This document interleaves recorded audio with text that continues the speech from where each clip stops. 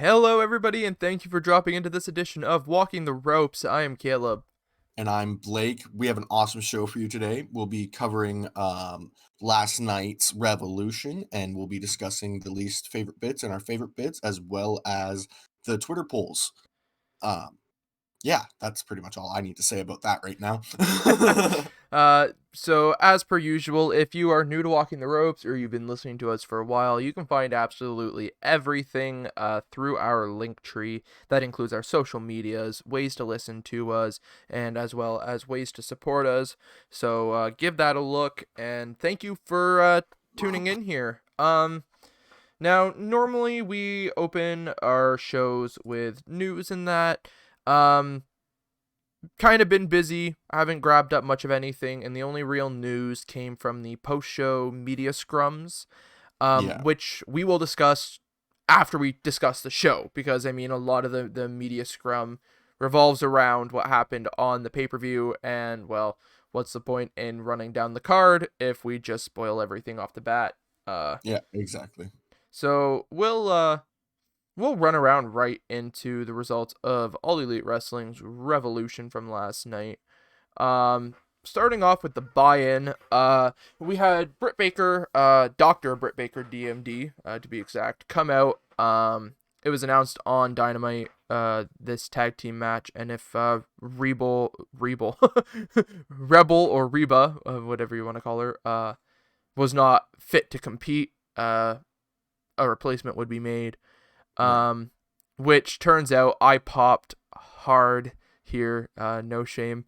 Maki Ito, which if you watched the Japanese side of the Women's Eliminator Tournament, Yeah.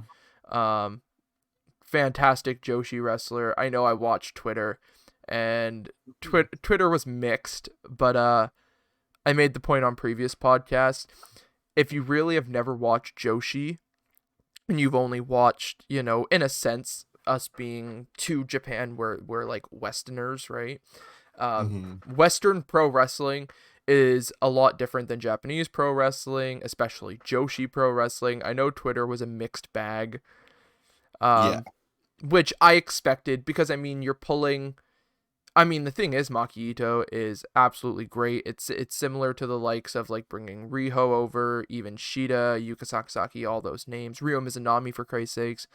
Hmm. Um, you bring them over, and it's a different style than what we're used to. And I mean, Twitter is already a cesspool, and then you let wrestling fans onto it, and nobody can be happy with anything. All I know is I was happy to see Maki Ito on my TV screen. Uh, I don't know if you have any comments about that at all. All honesty, I didn't catch the buy-in because I got home by about 11, so I just went straight to the pay-per-view. Okay, so I will discuss the buy-in then for a minute. Yeah, so we got Britt Baker and Maki Ito against Thunder Rosa and Riho. Um, Solid match. They did good. Once again, it showcased some of the pro wrestling we're used to, some of the Joshi pro wrestling. I liked it. But like I said, I'm a fan of Joshi pro wrestling, so I'm kind of used to some of the antics from it. Hmm. But Twitter was a very big mixed bag of it. There was a lot of people who, there was people who have never seen Joshi before. Like they stated it in their tweets and said like they really enjoyed it. There are people who just shit on it left, right, and center because it's, not what we're used to, and that is the way society works. Is if it's new to you, you just dislike it. Yeah. Um, Being very vocal lately about that. But we end up the finish. Britt Baker ends up pinning Thunder Rosa, after an assist from Rebel, with the crutch. Right. She hit Rosa in the face with the crutch off the ropes, and Britt got the roll up. So that was neat. And after that, we ended up having, or no, that my apologies. That was it for there. I'm thinking further in the show. That was that. We got some more preview on the buy-in. Good old Hmm. JR comes out, and we head off into the main card, which you saw. I did, yes. um, so we started the show. I was actually kind of surprised by it. We start with the All Elite Wrestling World Tag Team Championships. We have the Inner Circles, MJF and Chris Jericho, accompanied by Wardlow against Matt and Nick Jackson, the Young Bucks, the champions. And I gotta admit, for something that had like 2 weeks build, um, and they we've said it on the review shows for Dynamite and that, like it was Yeah. kind of an evident way of going about the story, Hmm. because For sure. it was okay, we need a quick fix because we've got nothing and we're 2 weeks out from the pay-per-view. Yep. I mean, they pulled it off good. There was nothing wrong with it. But the match itself, I got to admit, if we really didn't even have any build for it, the match itself stood on its own. Yeah, very Um, much so. I mean, four competitors who can tear the house down any night of the week. Hmm. Yeah, um, absolutely. Like this was a fantastic match. The really nice thing that AEW had there, I'm assuming they've had it before, but I can't quite remember the LED floor on the entrance. so That no, was that really nice. that is definitely new for the pay-per-view. With them still being in Daly's place in that, I've noticed over the past few pay-per-views, they've been really trying to add bit by bit by bit to just try and make it feel like more. I just wasn't sure if Um, this was maybe used at last year's Revolution. the stage was an LED, but you got to remember last year's Revolution was the last pay-per-view before Yeah, the pandemic. Like 2 weeks later, we lost the crowds. yeah, Um, so yeah, Revolution was used because Revolution was last year was touted as like this um high tech basically. yeah, Because they had they had the fans wearing the wristbands at the yeah, arena that went with the entrance music, which I still think was so cool. Um, yeah. but so it was nice to see them do that for Revolution again. Make it feel special being in Daly's place and having the same setup. Yeah. Um, I liked it. It was cool. It was very nice. Yeah. But yeah, the match, fantastic. Lots of good spots, as you would assume. Um, I was surprised by, in this as well as the next match, the lack of Good Brothers. Um, I expected something. Yeah, they kind of let this match run on its own. It was really nice, but there were some hints at stuff that we're gonna get in the future here, like with the Bucks hitting the Motor City Machine Guns finisher and whatnot. Which they've done Um, in the past, granted. for But the sure. thing is now with, the Forbidden Door being, even as Kenny likes to say, like just kind of a foot in the door, um, we're definitely building up to something. Yeah, they made a point of saying that was the Motor City Machine Guns finisher. It wasn't just whatever the move is called because I can't even remember what the move's called right now. Um, yeah, wow. Thanks for putting me on the spot and me not remembering either. Um, Yeah, I know they used it. It was either at Double or Nothing or All Out the first year, against the Lucha Bros. Um, and they used it against uh Omega and Hangman at last year's Revolution. They usually seem to pull it out in the big matches, and I know at Revolution last year, Excalibur made the call about it being did he? the Motor City Machine I don't Guns remember it that finisher, much. and he made the comment of it being one of the Bucks' greatest rivalries. Granted, like I've watched that match probably close to 2 dozen times. It's the reason why it's being touted one of the greatest tag team matches in pro wrestling history is because it is. Yeah. So, For sure. but no, that was a nice, neat little thing. They got me a few times with Jericho using the bat, and I'm sitting there like, these fuckers. Like, we had predicted about MJF and Jericho taking the titles off of them. And I'm sitting there like, they're going to do it. They're going to put the There tag were a couple titles on them. times. Yeah, there Um, were a couple times where I thought that. but we end up. I really liked the double super kick with the lion salt from Jericho. That was Yeah. really neat. Yeah, that was really nice. The other counter I really liked, go figure, a super kick to the Judas effect. Yeah, that That was really nice. that was awesome. But we end up having Matt Jackson pin Jericho after a Meltzer driver to retain the tag team titles. Yeah, it Um was a solid match. so Young Bucks and Good Brothers at Rebellion with both tag titles on the line then? Because we talked Potentially. about it. I figured we were getting Bucks and Good Brothers at Rebellion. That was going to be the payoff there. But now that they still have the titles, unless we pull the plug on the winners of the next match, like soon, Rebellion's not Um, till what, mid to late April. We got time.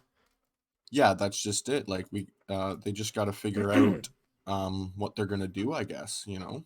So, but yeah, moving on. Next up we have the tag team Casino Royale, I guess as they were calling it. Yeah. um, which I take it you have I have the order of entry and I have the eliminations and who eliminated, but it's kind of jumbled a little bit. I take it you have it bit by bit. I have it like so. I do my battle royals the exact same. I do the entrances as they come, and then I'll list the eliminations as they come before the Awesome. entrances. Yeah. Like I said, I've got like who eliminated who. I've kind of got an order. I've got the entrances, but it's all kind of like a mess. um Mhm. but yeah, so next up we have that. We start off with the Natural Nightmares, Dustin Rhodes and QT Marshall. Fuck QT Marshall. Against Dark Orders 5 and 10. Yeah. And when they start out, they brawl for a good while, and then we get the Proud and Powerful to come out for number 3. Yep. And then sometime between 3 and 4, we get QT eliminating 5 from the Dark Order. Which was so sad. It was 5 just has been so disrespected by everyone, man. I gotta admit, the start of the match, it was who Dustin shook 10's hand. Yes, and QT drop kicked 5. Yeah, I don't know where they're going with this QT stuff. Once I have again, a pretty good guess. maybe I'm really missing it, but I don't know. I saw him do that, and I'm just kind of like, okay, QT, you're being kind of a dick here. Yeah, I was like, what the hell's going on here? That seems a bit odd. And then But then we get 4, which is Matt and Mike Seidel. Seidel brothers, yep. Yeah. And then more brawling, and we get Dark Orders, Stu, Grayson, and Evil Uno coming in at number 5. Woo! And and then we get Proud and Powerful eliminating Mike Seidel, then Gun Club's entrance, and then we get the finish for the Seidel brothers because Matt Seidel gets dumped out by Proud and Powerful after that. Yeah, and as you said, Gun Club being Austin and Colton Gunn Yes. specifically, which it was cool to see them knowing that they were going to be in it, but I mean, Colton looks a hell of a lot like Billy. Holy shit. Like, Yeah, Austin's got insane. features, but the second I saw Colton, I was like, wow, you are your dad. Yeah, exactly. So, Then we get Pretty Peter Avalon and Cesar Bononi the at pretty number 7. picture. I just found out they were called the Pretty Picture last night. Yeah. Running through the card to make sure I knew everything that was going on in that and I was ready for it. I was looking at the tag teams and I'm like, who the fuck is the Pretty Picture? I'm like, probably Avalon's team. And then I looked into it and I'm like, okay, it is in fact Peter Avalon's team. Cool. Yeah, Uh, exactly. they're obviously running on Dark, which I need to get back into, but I want to for sure. well, with Elevation coming out, I'm like, might be smartest idea. Mhm. But yeah, so Pretty Picture. Was there any eliminations between them and the next? No, we get Varsity Blondes come out, and then we get elimination with Austin Gunn eliminating Peter Avalon. Yeah, Varsity Blondes. It's nice to see them actually continuing to get a good shot and whatnot. Griff Garrison, Brian Pillman Jr. Fuck Skip Um, Garrison. the thing I want to know with Pillman is he was signed to MLW, and I don't know if that contract was terminated or if he Yeah, I'm not still sure. is. Because I know when he started with AEW, there was a lot of people being like, "Is he done?" And they were like, no, he's not. I know MLW is getting back to running shows. So the reason I'm concerned about it is because I've been really enjoying seeing Pillman on AEW. He's getting a really good shot with Griff. Yeah, So I don't want that to disappear. exactly. It'd be a shame to see that have to be put to the wayside for sure. Exactly. But after all that, we get Bear Country. Two big fucking guys. Wow. Well, when Varsity Blondes come in, we get Austin Gunn eliminating Peter Avalon, and then we get QT eliminating Gun Club, and then QT eliminating himself. Yeah, so basically the extent of what happened there was Gun Club was trying to eliminate, I think it was Cesar Cesar Bononi. Bononi. And we get the happens all the time in the battle royals. QT comes up behind and just lifts them up and over. Dustin kind of gets in his face like, dude, like they're part of the Nightmare family. What the fuck are you doing? And QT just kind of hops out of the ring and spits at Dustin.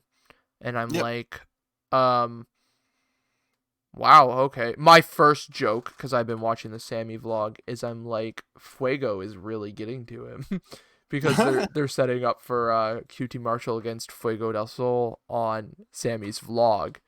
Yeah. It's a thing that they've been setting up for a few weeks now and that. So I'm like, holy shit, Fuego's getting to QT so much. Yeah. Fucking, oh. But, yeah, Bear Country, as I said, comes out. And then they pretty much immediately eliminate Stu Grayson. Tear rolls down face. And then we get Jurassic Express. Being Jungle Boy and Luchasaurus, specifically. Yes. Yep. Um, And then a mass amount of eliminations here. We have Jungle Boy eliminating Ortiz, and then Luchasaurus eliminating Cesar Bononi, and then Luchasaurus eliminating Griff Garrison, Jungle Boy eliminating Santana. So that is Ortiz and Santana out. I think that's also the Pretty Picture done, Yep. and Garrison is still in at this point. So Varsity is still in. Okay. And then Marco and Luchasaurus also eliminate Evil Uno, taking out Stu and Evil Uno's team. At this point, 10 is still in. Yeah.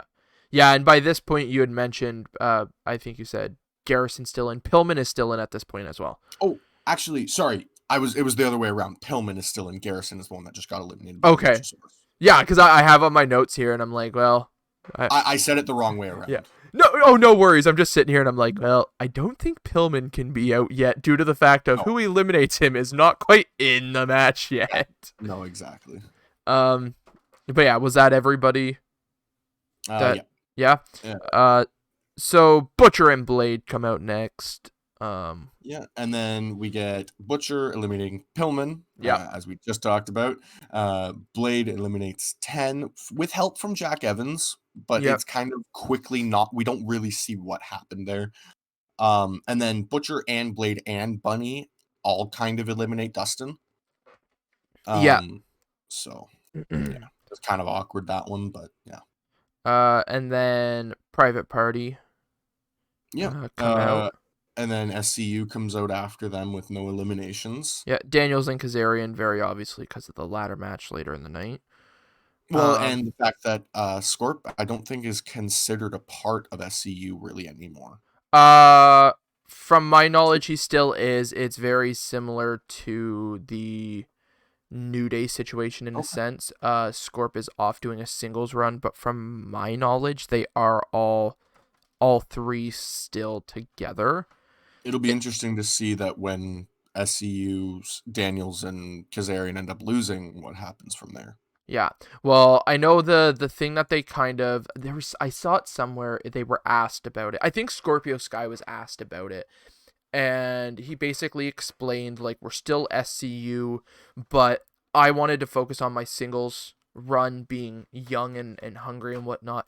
And Daniels and Kazarian were totally okay with it. And so they were going to handle the tag team side of SCU being, the veterans of that of that trio. They are the veterans of the tag team part of it, allowing Scorp to focus on himself. Which I think it's smart that they've kind of separated him a little bit too, because everybody's still in the back of their mind is kind of like SCU's there, but which I think will play into results from later that night and what's gonna happen going forward. But anyways, so with SCU coming in, we get Bear Country eliminating Luchasaurus, and then Butcher and Bunny eliminating Bear Country. Oh, and we had talked about you and I privately about when we saw the graphic for this, there was a team wearing tribal masks. Apparently that's Bear Country. yes. And I have no idea what their gimmick is, but there just seem to be two beefy dudes who just want to beat everybody up. Yeah, I know when they came out on their entrance, I was like, "Oh, there's the masks." Well, yeah. Okay, I thought I saw them without the masks in that graphic, and that was another team, but apparently not. So right, cool. like Cool. Apparently I was just wrong. But that's another instance of not watching Dark. yeah, Like, exactly. And we definitely should, because I just don't have time though. I know. That is the worst part. It's just not having the time.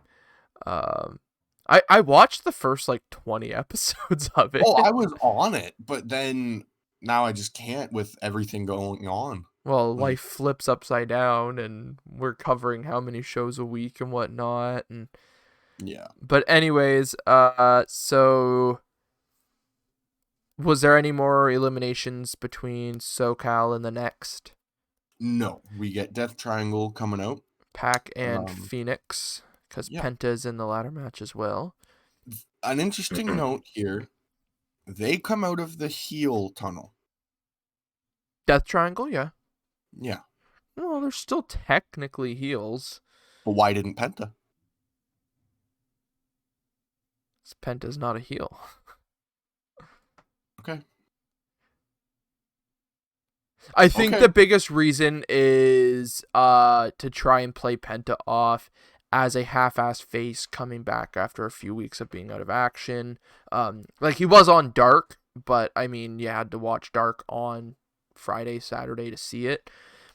So I think the thing was to try and keep him face through it, having not had that attachment to Death Triangle for a few weeks. And I mean, it's not the last group. I mean, here's the thing though. I don't know tunnel wise because I didn't pay attention, but similar to what happened on Dynamite this week, in that, like, we got SoCal, like SCU, Daniels and Kazarian still being face, but Scorp is definitely not 100% face.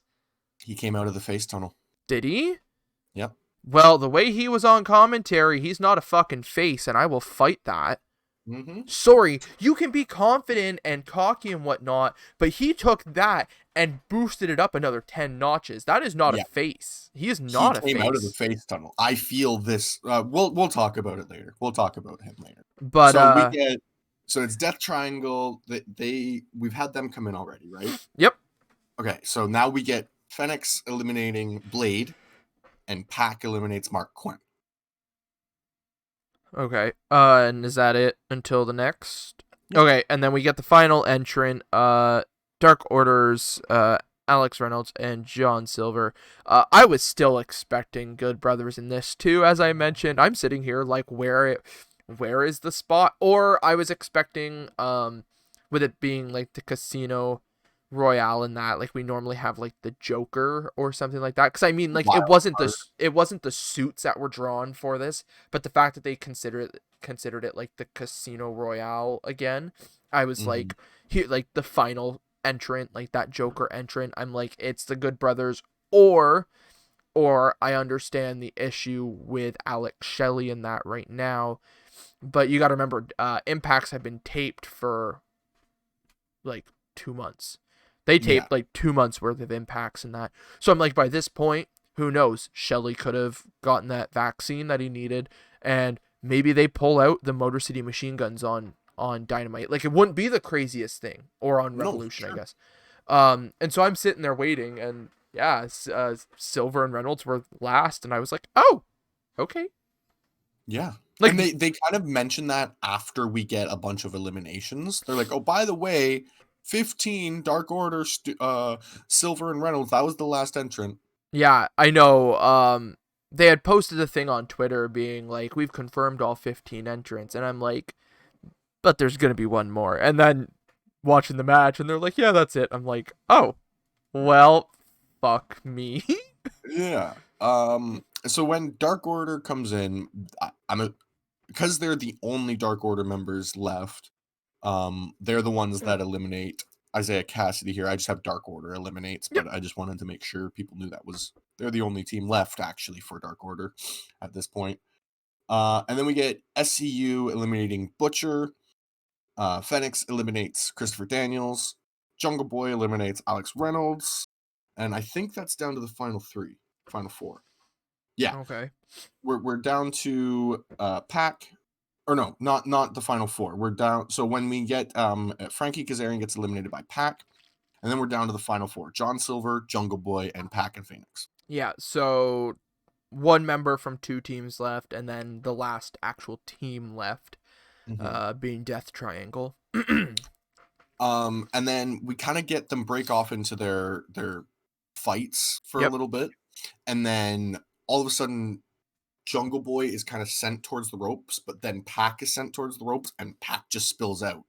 Yeah, which I was like, oh, Yeah, okay, we're gonna eliminate Pac. Got it. Cool. yeah. Uh-huh. But at this point, as soon as I saw it was just because sorry, so Phoenix also eliminated Silver at that point as well, so it Okay. was just Pac or and Phoenix versus Jungle Boy at that point. Yep.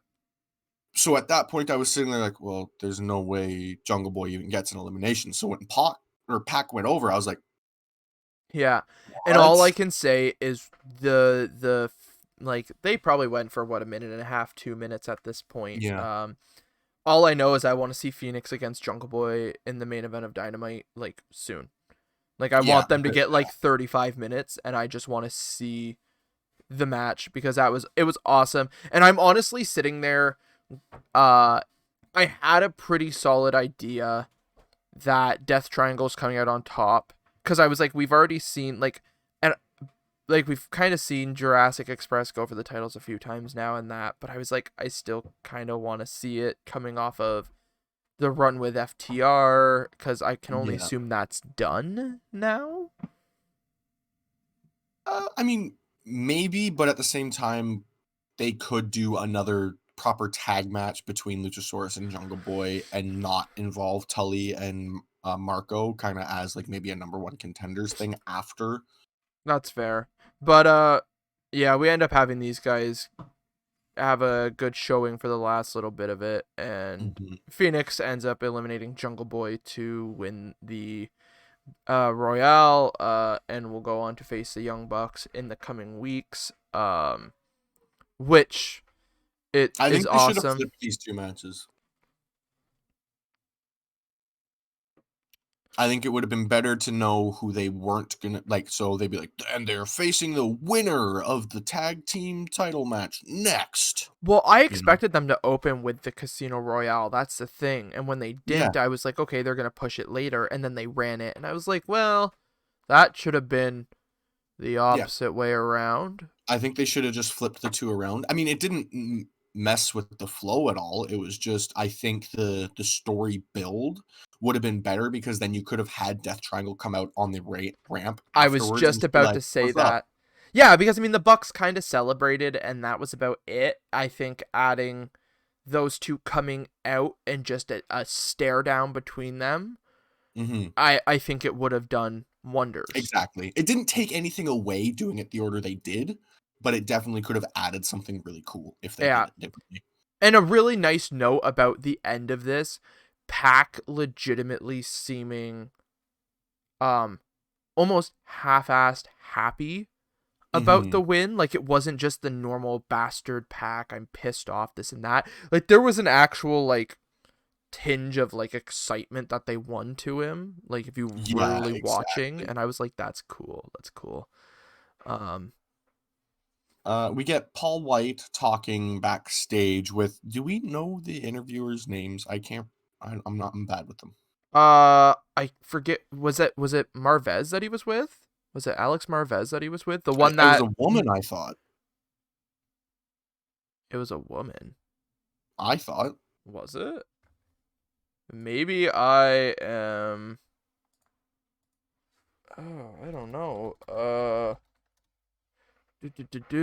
I can't say I'm. Oh, I think that's Dasha.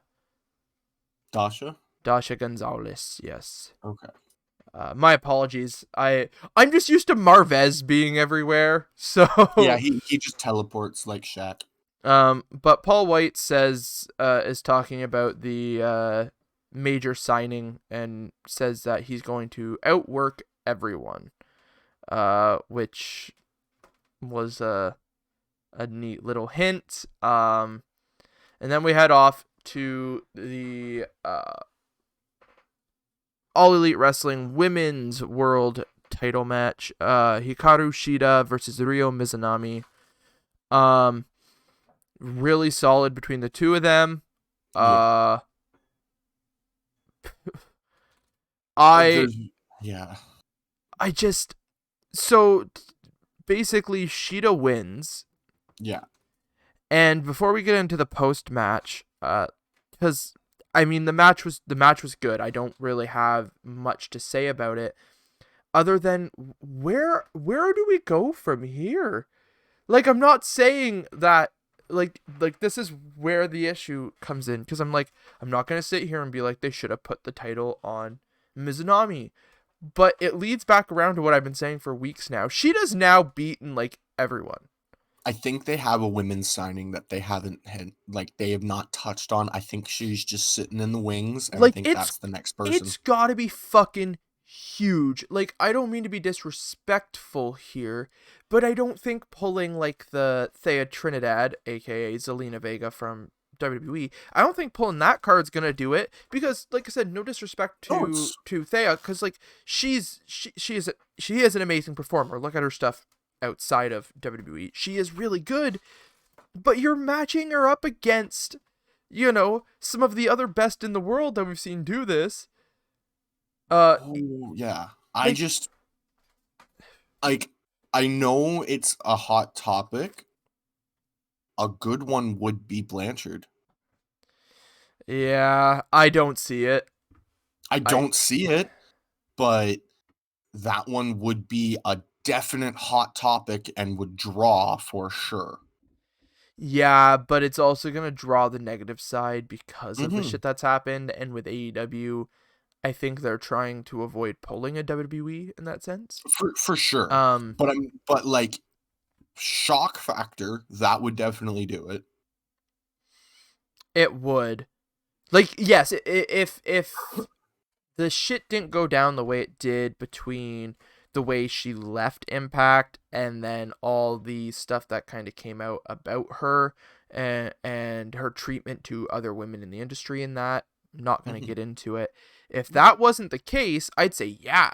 Yeah, because I mean, I was a big Tessa fan. Have her come in, have her beat Sheeta, it'd be a huge deal. But the worst part is if you do it now, you have her come in, you have her beat Sheeta, the media, the press that you're gonna get, they say, and we've said it, like there's no bad, um, I'm blanking here on the word, Press. there's no bad press in that, but at the same time, there is when it comes to something like For sure. this. My thing is maybe if they play almost into it and work it as her gimmick, they Oh might be able to work around some things. I'm not saying that's a no, good idea. I'm just saying there are certain things they might be able to do, like have her be a heel, have her do certain things to make it so that the heat might be directed more towards what she's doing and not what she did. yeah, but that's still a really bad way of playing something like that. I'm not saying this is what they're gonna do. I'm just I just theorizing the potential what they could do. I don't know what other female talent is on the market. I mean, I know Bea Priestley is over in New Japan right now. They did have her, but and they released her during the pandemic and that. mhm, I think it was due to her request, if I'm not mistaken. I might be wrong on because there. she wanted to be able to wrestle still, and Yeah. she was living in Japan because I I could be wrong. I think she's with Will Ospreay. Yep. If I'm not Okay. mistaken. Yep. So if I'm wrong on that, I apologize, Yeah. but But uh so yeah. I don't know who they could bring over because I'm having a hard time believing at this very moment that like a Britt Baker or a Nyla Rose can take the title off of her because we've seen her beat them, and I just I don't know. The thing is, Tony Khan has had cards up his sleeve for a long time now. He's revealed a lot of them, but the worst part is he's revealed 4 cards out of the deck. Yeah. So the thing is, there's got you can't keep doing this and and not have something. And like I said, this is no disrespect to Sheeta. I'm a big fan of Sheeta, but I just where do we go? You've had her beat the homegrown talent, you've had her beat the foreign talent, you've had her like I just Yeah. I who do we set up for next? This is another matter of Tony's got to have another, like the ace has to be on top of the deck now and he's got to show his ace. Yeah, and that's just What? maybe they play the ace as in Ace Austin in Impact and have No. him be like, I'm fucking misused. No. No. I'm not up for that. No. um That'd be funny. I That'd be just funny. It'd be so funny. It'd be so funny. oh They god. won't do it, but it'd be so funny. Think I'd vomit a bit, but I don't know. Anyways, back on to the card and that. Nyla Rose comes out after the match, attacks Sheeta, Never Vicky's mind. with My her. brain just is overthinking things. Continue. Throw it out there. We won't hold on Free it. agent is Sarah Logan. Here's the I'd worst like part, that. and I would like that. I don't mean to be a dick here, sure, but there's not enough behind her for her No, to come that's in and beat fair. Sheeta. That's 100% fair. I would still like it. It'd be fantastic to see. That's just it. I'm not saying it wouldn't be, but it doesn't. No, yeah. You have That's why Sarah I was Logan like, come in it's and just beat. my brain. You have Sarah Logan come in and beat Sheeta, and everybody kind of goes, like. Well, unless they actually make her a really cool thing. But like I said, it Well, was you'd more just have. my brain hating me. Well, she'd have to come in Wednesday and build her up till All Out for it to make sense. I'm cool with that. Like, So Nyla Ooh. Rose and Vicky Guerrero come out after Nyla's beating on Sheeta. Britt Baker and Maki Ito come out and start beating on them as well. And then we have Thunder Rosa come out, make the save, and it's very evident where we're going with this. Like it was We're gonna get just Maki Ito facing Sheeta for the championship. okay. You want to talk about stuff I'm okay with? Yeah. I Um, mean, I would love it if they swerve it like that. That'd be so amazing. The best But part, well, the best part is you're gonna piss off a handful of the Western fan base, but the thing is the people you've drawn in, bringing the Joshis in, you're gonna elevate that audience tenfold. And here's the thing, actually, I'll hold off on it because it's part of the post show media scrum. I will hold off on it on this topic. But it's very evident where this is going as for Wednesday. We know we're gonna get like 6-person. I had said sitting here watching it, I had Mitch over, who we've talked about previously. I said I have a feeling we're setting up for possibly 8-person, which involves the potential of, because I keep saying it, Zelina Vega popping over. I honestly think she's coming at some point. I think they're gonna build that for a little bit because we've got a few weeks, and we got quite a few weeks until Double or Nothing, which we'll talk about in a bit as well. But yeah, we're setting up for the next match. We have Charles Taylor, Chuck Taylor, and Orange Cassidy backstage, and Miro and Kip come in and attack them. yeah, and pretty much just immediately is like, play my music. Yeah, well, Miro throws Chuck through the glass on a door. Cassidy is just body slammed onto one of the crates, and then yeah, Miro's like, play my music, and they're like, okay. Yeah, that's what I mean. Like, they got killed basically, and then yeah, hit. he brings Chuck out. They get in the ring. He grabs the Chuck's mic. bleeding. Yeah, There's gonna be so much blood.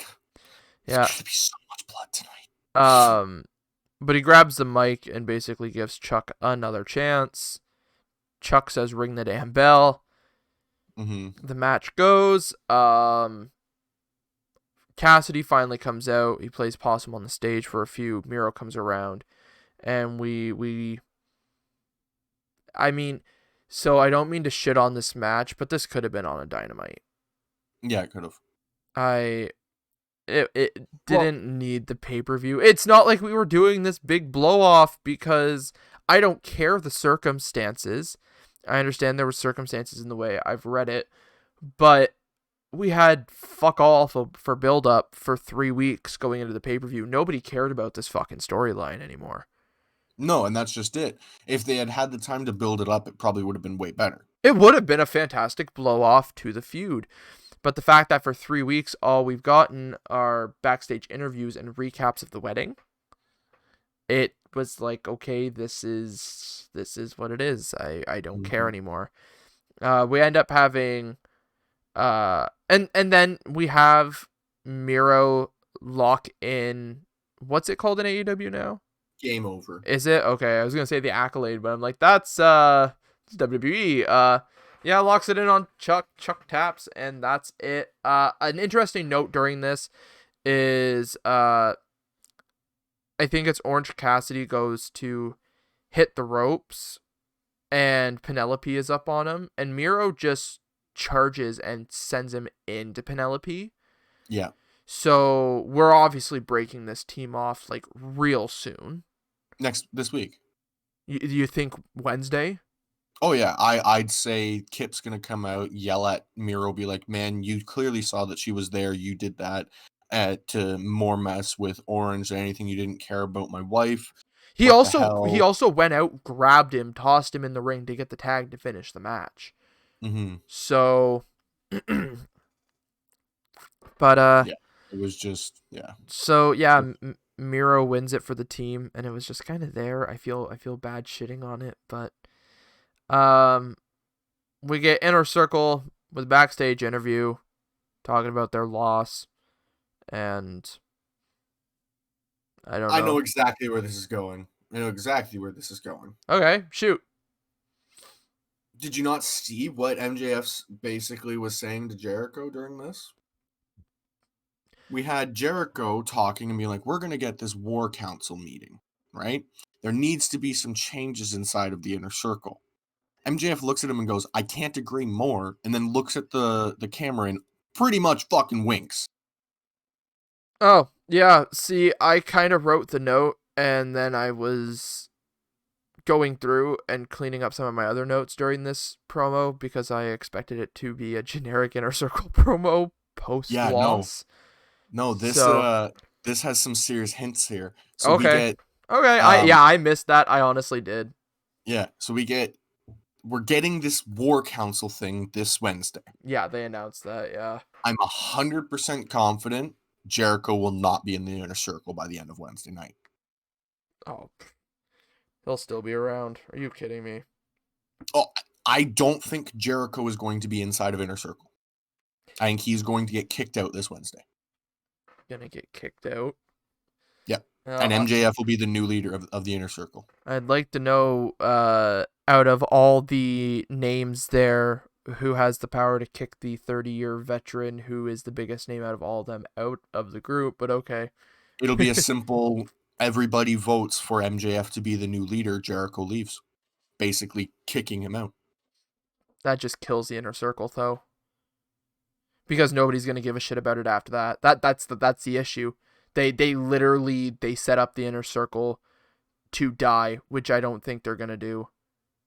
Like, no disrespect to the rest of the guys in the group, no disrespect to MJF, but you kicked Jericho out, and that's your name. That's why the group has succeeded. So we just kind of But maybe kill they're it. thinking the group has established itself now outside of Jericho. Well, I think they'd be wrong. Fair. Yeah, all the But guys in it have a name, but the second you take Jericho out, they're just kind of a bunch of guys. yeah, but I don't see this any other way. Especially with MJF's direct quote says it is time for a change. He was agreeing with Jericho, but he specifically said it is time for change. I don't think it happens Wednesday. But So at the very least, it starts the seeding for Jericho to be kicked out of Inner Circle. they started that at Full Gear. Right, by Double or Nothing, if not by this Wednesday, by Double or Nothing, he isn't in Inner Circle. Oh, Double or Nothing will be the blow off, but that's what I'm saying. They don't do it I'm not saying that'll be the blow off match for sure. But I'm saying I don't think Jericho's going to be with Inner Circle for the rest of the build. I think he's going to be competing against Inner Circle. See, the way I see it is Wednesday, it's just more seed planting. We build up, and Double or Nothing is the full on end of the inner circle. I'm sorry, you don't kick Jericho out and keep the group because, like I said, the group just doesn't mean anything after that. I don't mean to be a dick to the rest of the guys. The only reason the group is a thing is because of Chris Jericho. The second Chris Jericho's done with it, nobody cares. They That's don't. very fair. The point is the group was Chris Jericho's inner circle. That's why they're called the inner circle. As soon as Jericho's gone, they're just a bunch of guys. None of them really like Max. No. Well, so they're not going to stick around for Max. Like the group just dissolves. The thing is you say they don't like Max. The thing is, they had started to hint that Santana and Ortiz and Hager were leaning towards working with MJF, with the talks of he would be able to pull them aside, and Sammy's not liking that, and whatever. There were a lot of hints that Sammy was the only person catching on to what MJF was doing, and the rest of them were being bought into it, and Jericho was even blind to it himself. I think from day one, this MJF has been trying to get into the inner circle because he doesn't care about the name Jericho. He likes the fact that there's 5 people who can protect him. The only issue I have with the statement you just said is you made the comment of Jericho being blind, which in the weeks that all this has happened, he's specifically made it that everybody knows he isn't, though. He's specifically been I like, I get that. watched the show. I He get that. isn't dumb to it, and it's going to be that was like the build up to Full Gear and him and MJF and that, and the comments being made, and Max saying stuff, and it being like, well, Max is going to come in and take over. And Jericho said it right on Dynamite, being like, I watched the show. Yeah, I know what you're trying to do. Like it 100%. But so that's why I don't. I still think while Jericho knows what MJF is trying to do, I don't think he knows it's worked. Well, the thing is, I'll say it now. They kicked Jericho out, and I don't give two shits about the Inner Circle, and that Fair. storyline just kind of dies to me. I think that it's going to be similar to what happened with Nexus. Yeah, and that sucked. It, So, but it could work if they do it right. but the thing is, you say do it right, and doing it right is kicking out the only reason why anybody cares about the group. But the thing is it depends on where the group goes from that, because even without Jericho, they can continue this group on. It just depends on how they go about it. But none of them are main event names. That's the thing. The But, group but the thing fizzles is into the mid card, and nobody cares. but maybe that's what I'm saying. Like maybe they are gonna make MJF come out the main event guy after the feud with Jericho. That's what I'm saying. Like I'm thinking of the very end of this, what MJF will look like at the very finish of this story, and I think he looks ready to pin almost Kenny Omega for the world championship. Obviously, he's not going to be the one to do it, but I think that's where we end up pretty much. Okay, then we don't need the Inner Circle involved in any of it. We dissolve the Inner Circle Wednesday, and we build Jericho MJF again. But the thing is, I think MJF doesn't think he can get the job done in AEW without friends. And Wardlow isn't enough for him. That's why he's in the Inner Circle. He doesn't care about the friendship. He wants Santana, Ortiz, and Hager. Well, if this is the route they go, they've got a lot of work to do, and I don't know. I see it just being another match at Double or Nothing. Um, I don't know. I think there's a lot to be seen with this match for sure. I don't think it's going to be as cut and dry as if Jericho's no longer in the Inner Circle. The Inner Circle isn't a thing anymore. Yeah. The thing is, the Inner Circle's been a main event stay. It's been a big build. None of the names in it, like I said, no disrespect to any of them, but Santana and Ortiz, they're in the tag division, but they're not main eventers. Hager Right. is just kind of there, and hell, you forget about Hager most of the time. Guevara's gone. MJF is Yeah. there. MJF's a big heel, but MJF is not main event. But I mean, I Wardlow at this point, because they didn't pull the trigger when they should have, Wardlow is nothing unless MJF is there. And so yeah, that leaves you Jericho. And Jericho is the reason they get the spots on the card. I get that, but I'm thinking that with the way they book this, by the end of it, Jericho doesn't become nothing, but Jericho's still Jericho, but the Inner Circle is still as relevant as they were with Jericho. I don't think that's possible. That's the I thing. I would like to see it for sure if they can do it, and I think that's where they're attempting to go with it. I'm not saying it's going to work, but I'm saying they have ways to do it, and I feel like that's where it's going. Stupid idea by bad creative. Moving on. Bad creative, no, but yeah. Uh Hangman Page versus Matt Hardy in the big money match. Um Sadly, this ends up just being another match that I could have had on Dynamite and not cared about.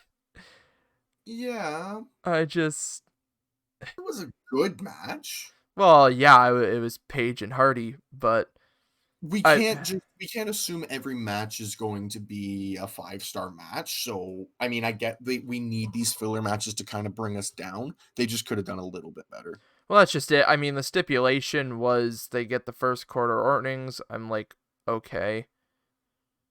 I'm like that. That doesn't do anything for the TV audience. You got money, cool. Like, so I don't know. Like it worked on Matt's side, and like that's to do with the finish as well. Obviously, Private Party gets involved. Dark Order comes out to help. Hangman wins it. Okay. So sure, we're gonna get the spiral of Matt losing money, but that's all that comes out of this. If Matt would have won, we would have promoted Matt to a bigger heel, being like, I'm so rich now. We could have had Hangman spiral more. But we don't get any of that from this. It No, and that's just just it. like I understand not everything can be a 5-star, but this is just another match where the build up was kind of there, Now, and it with your didn't need to be Hangman and Matt though. right, but with your prediction, did you not have Adam winning? I did, but I expected his win to come out as more Okay. than just like Dark Order just kind of showed up, helped, and he got the win, and like we cut from there. Like there But was I didn't see him getting the win, period, even with the help of Dark Order. And I mean, the way they did it worked pretty good. I still wish we were gonna get the descent of Adam Page, but we're getting the ascent of Adam Page.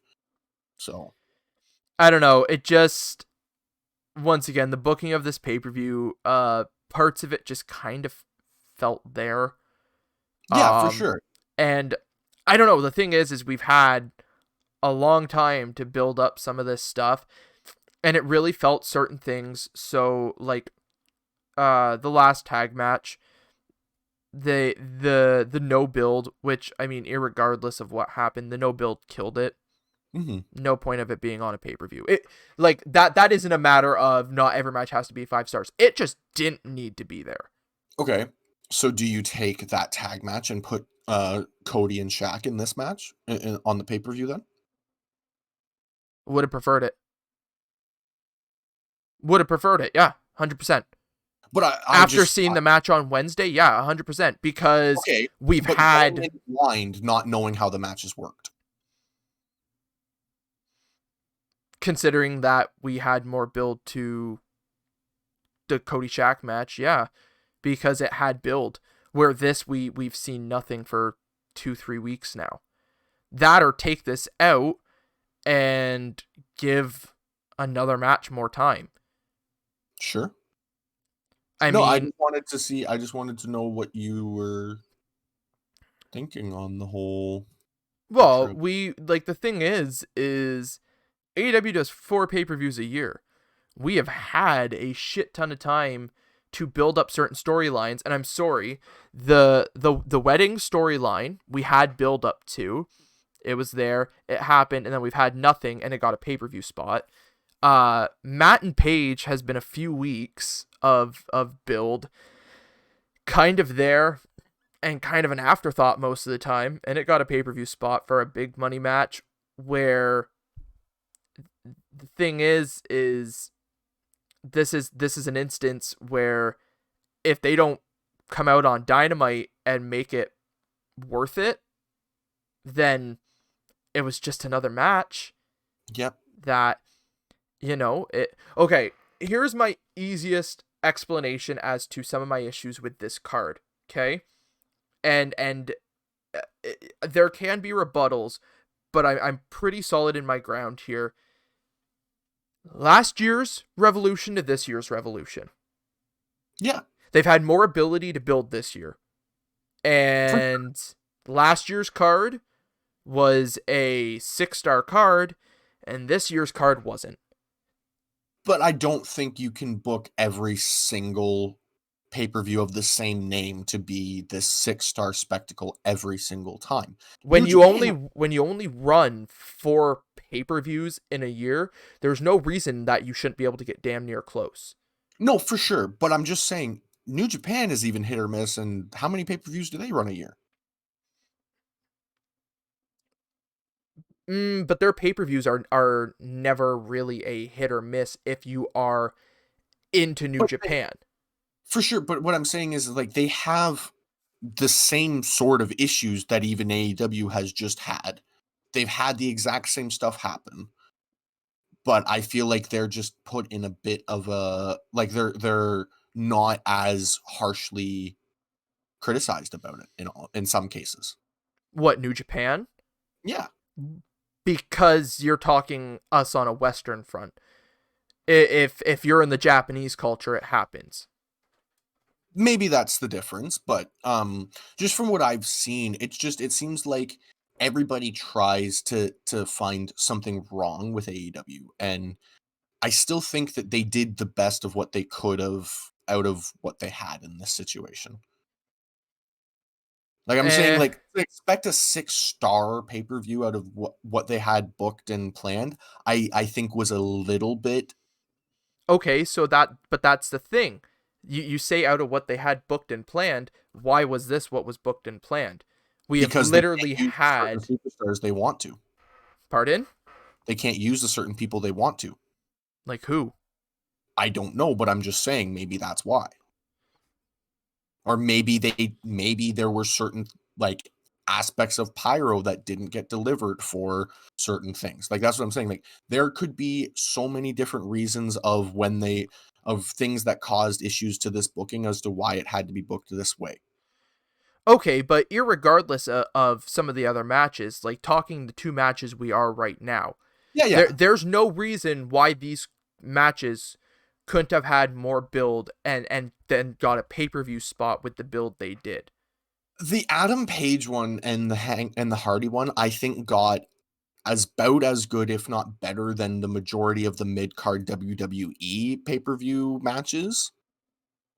And to look at it as it's a mid card storyline for a pay per view, it did pretty much what it needed to do. It felt from top to bottom very predictable after Yeah, what they could have done. Because the thing for sure. is having Adam kind of spiral out, go away from Dark Order was great. Had Matt getting him drunk, he swapped out the contract. Everybody wanted to know what happened, and then the contract was for a match. They made it a money match, which was like cool. And then it was just very evident that Matt was going to have Private Party on his side, Hangman was going to have Dark Order on his side, and one of the guys was going to come out. Okay. Right, With like I said, with money. So the fans really don't give a shit about the stipulation right, of the match. right. So it's just I think that that's exactly just it though. Like this story, like what else could they have booked this story to be what this match was if not for money? Just a match? well, they could have booked it for money, but they could have made people care instead of giving it a week and a half notice and then doing it. But like that's the thing. I've been saying, we have had months since the last pay-per-view. These guys are priding themselves on long-term storytelling, which is happening here, there, and in between. But this pay-per-view, for what they've done for pay-per-views, I've never had as big of an issue with one of their pay-per-views. That's the thing. That's I fair. I have loved every pay-per-view AEW has done. I'm shitting on the middle here. The thing is, when we get into the finish, I've got a lot of high praise for it. I'm not shitting on this card as a whole, but there are booking decisions that they don't fit what AEW has been doing, especially not for a pay-per-view card. You look That's at their track record for pay-per-view cards yeah, and booking decisions. I can go back to every pay-per-view they've done, and even the worst matches on the card, I can pick out probably the most positive aspects of the build. yeah. I No, and that's really fair. can't for these two. Like I get where you're coming from, but I think you were almost looking too much into something for these matches for this match, the money match in particular. I think you were just looking for a little too much Mm, story-wise. And it really was just as simple as Matt wanted to mess with Adam, and Adam got the better of Matt. Here's the thing, though. Here is my thing. I do understand that, but this comes down to the people, to people doing the WWE AEW comparison. AEW wanted to be the alternative, this and that. Okay, Yeah. WWE has how many pay-per-views in a year? Okay, Oh, and there are very few matches that people care about, and they want more from the mid card.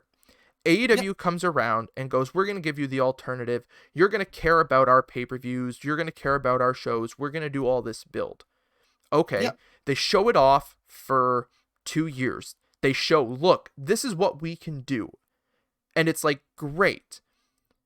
And then you build up to this pay-per-view. And the thing is, they called it one of the biggest cards in the company's history. Sure, you had Sting on it. You had an I exploding think they were barbed wire. meaning literally. I think they were meaning literally 15 members in a tag match. That's over 30 men in a battle royal. Eh. I think they were literally meaning literally biggest. Well, if that's the case, they did a shitty job at promoting that too. But the thing is they were promoting this card as something like this, and with like I keep saying it because it's such a big deal. 4 pay-per-views a year. Yeah, Okay, no, it's very true. there is so much time for build up, and the start of the pay-per-view felt good. The end of the pay-per-view felt good. And I felt like I was watching the middle of a WWE pay-per-view where Sure. I didn't care. And here's the thing is this is either the one and only that it happens or it's the first of many. Yeah. Okay? Now, the Let's thing go is, back to the start of the pay-per-view era with WWE, WWF, stuff like that. Okay? They didn't run 13, 14 pay-per-views a year. They didn't. They built up. It felt good. And then they kind of started running more. And then the cards felt less and less. And we're at the yeah, point where we are now where you kind of watch it and it's there. You kind of yeah, don't care about much beyond the main event and the odd match that has had build up. What happened here was we had 2, 3 matches with all this build up, and then the rest of the matches were thrown at us with 3 weeks notice. They that's were. fair. They were. No, I'm not disagreeing with And that. for a company that only runs 4 pay-per-views a year and pride themselves on, they literally say it all the time. They pride themselves on their long-term storytelling. Sure, we can come out to a Dynamite that wraps everything together, but if that's the case, okay, this is where I'm going to be a complete and utter asshole. If you're banking on people watching the Dynamite to give everybody closure to the pay-per-view, then you obviously know you didn't book your pay-per-view good enough. That's fair. Which Uh, Tony Khan stated on the media scrum, which we'll get into afterwards though. He was like, watch Dynamite and it'll, kind of do. No. Your pay-per-views, yeah, of course you want them to watch the other shows. I mean, Royal Rumble, the whole point is to watch the next few weeks to see who the winner picks. mhm. But by the end of the Royal Rumble, you feel good about it. You feel good about everything and you kind of look forward to it. This one, you had some matches, which by the end of the matches, you kind of sat there and went, okay, so it happened, but now I've got to watch the next show to see what happens because as of right now, somebody just won and I really don't care. Yeah, exactly. Um, Now you keep hinting that AEW is 4 pay-per-views a month or a year. Why is Double or Nothing a month away? My point. But I'm thinking they're not 4 pay-per-views anymore. I think they're adding more. The thing is, That they've said from the start quarterly pay-per-views. That's what they've wanted to do. They start but adding more pay-per-views, and the thing is we get more like this. but does putting Double or Nothing in May 2021, does that not make it in the first quarter of 2021? I don't believe so because uh Or does this match officially end the first quarter? Like, not this match, but this show end the first quarter of Well, 2021, and that's why Hangman and Matt were fighting for their the, earnings. the the first quarter is January to March. Okay. So April, May, June is second. July, August, September, third, for the next and 3 then months, October, November, December.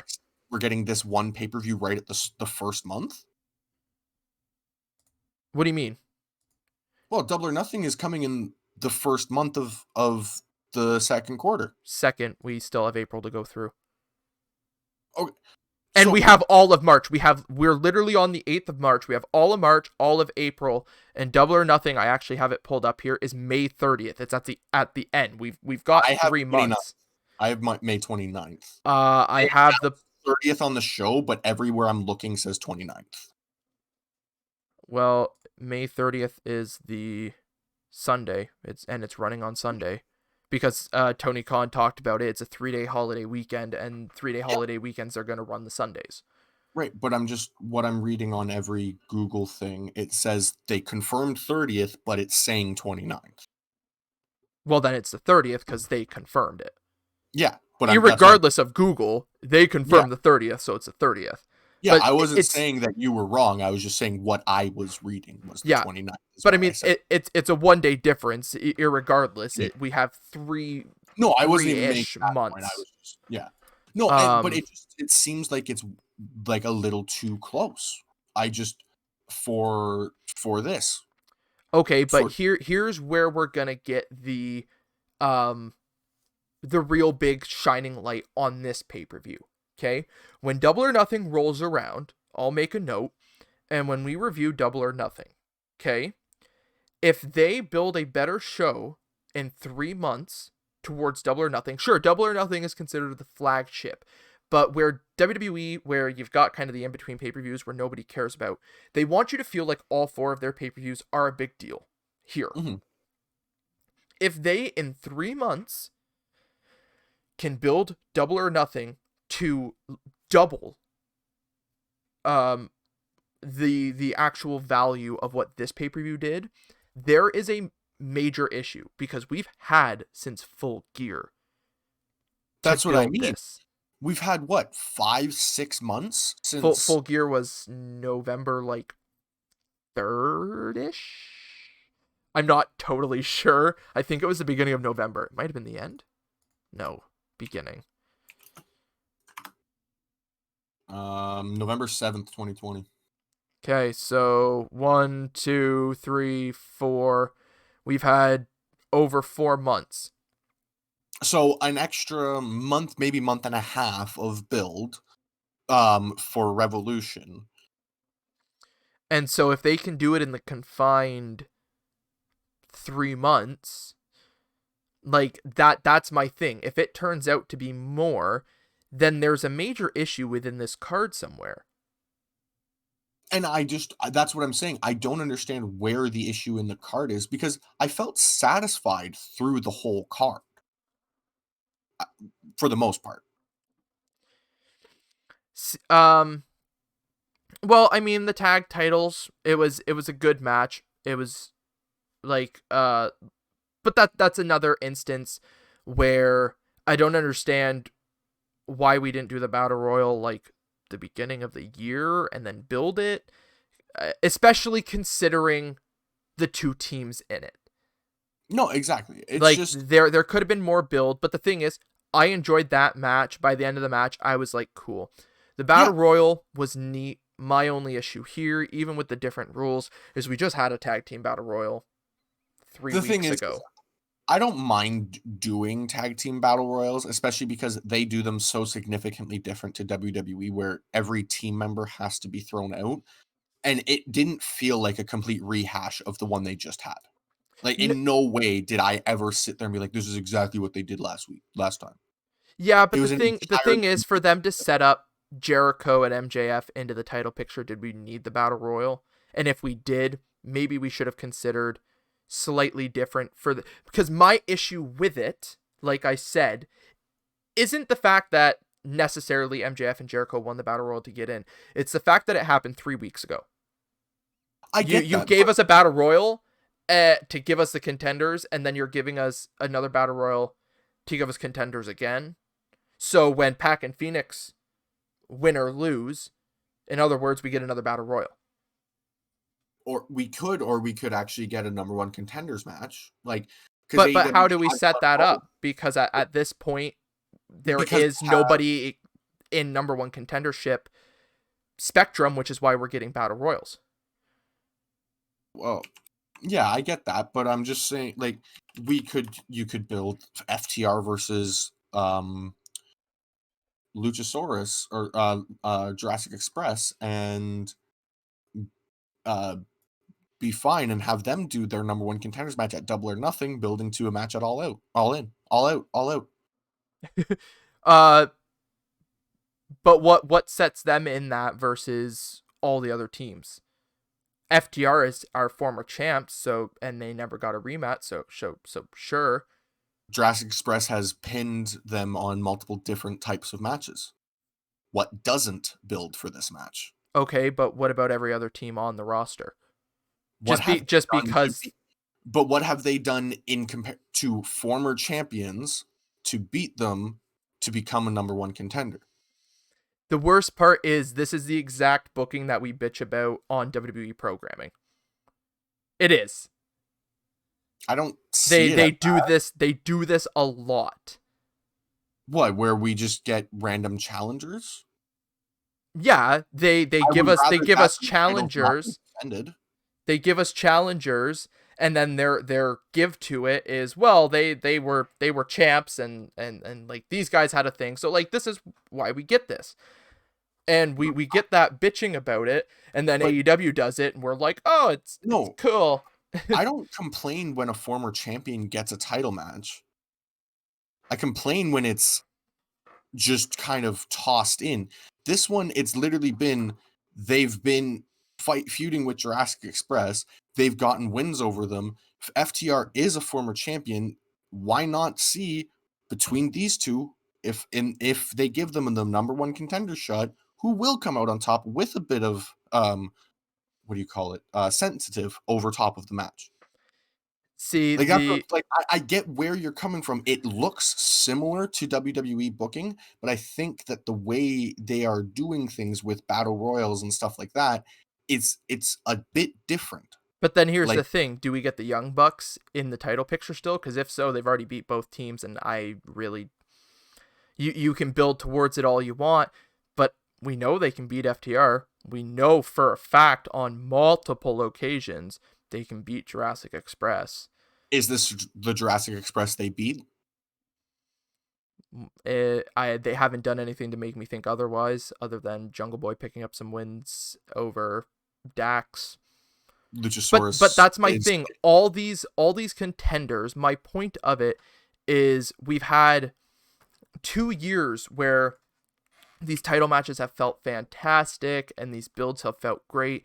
And coming into this pay-per-view, a lot of people felt lost in the shuffle. Mm-hmm. That's where I'm coming off here. No, for sure. A lot of people were in the shuffle, for sure. There was a big shuffle, and like Matt and Hangman felt like they were trying to just kind of get Adam on the show because they want to continue the build of Adam. So it kind of just felt there. Mm-hmm. They needed challengers for the Bucks, and they're trying to build this inner circle story.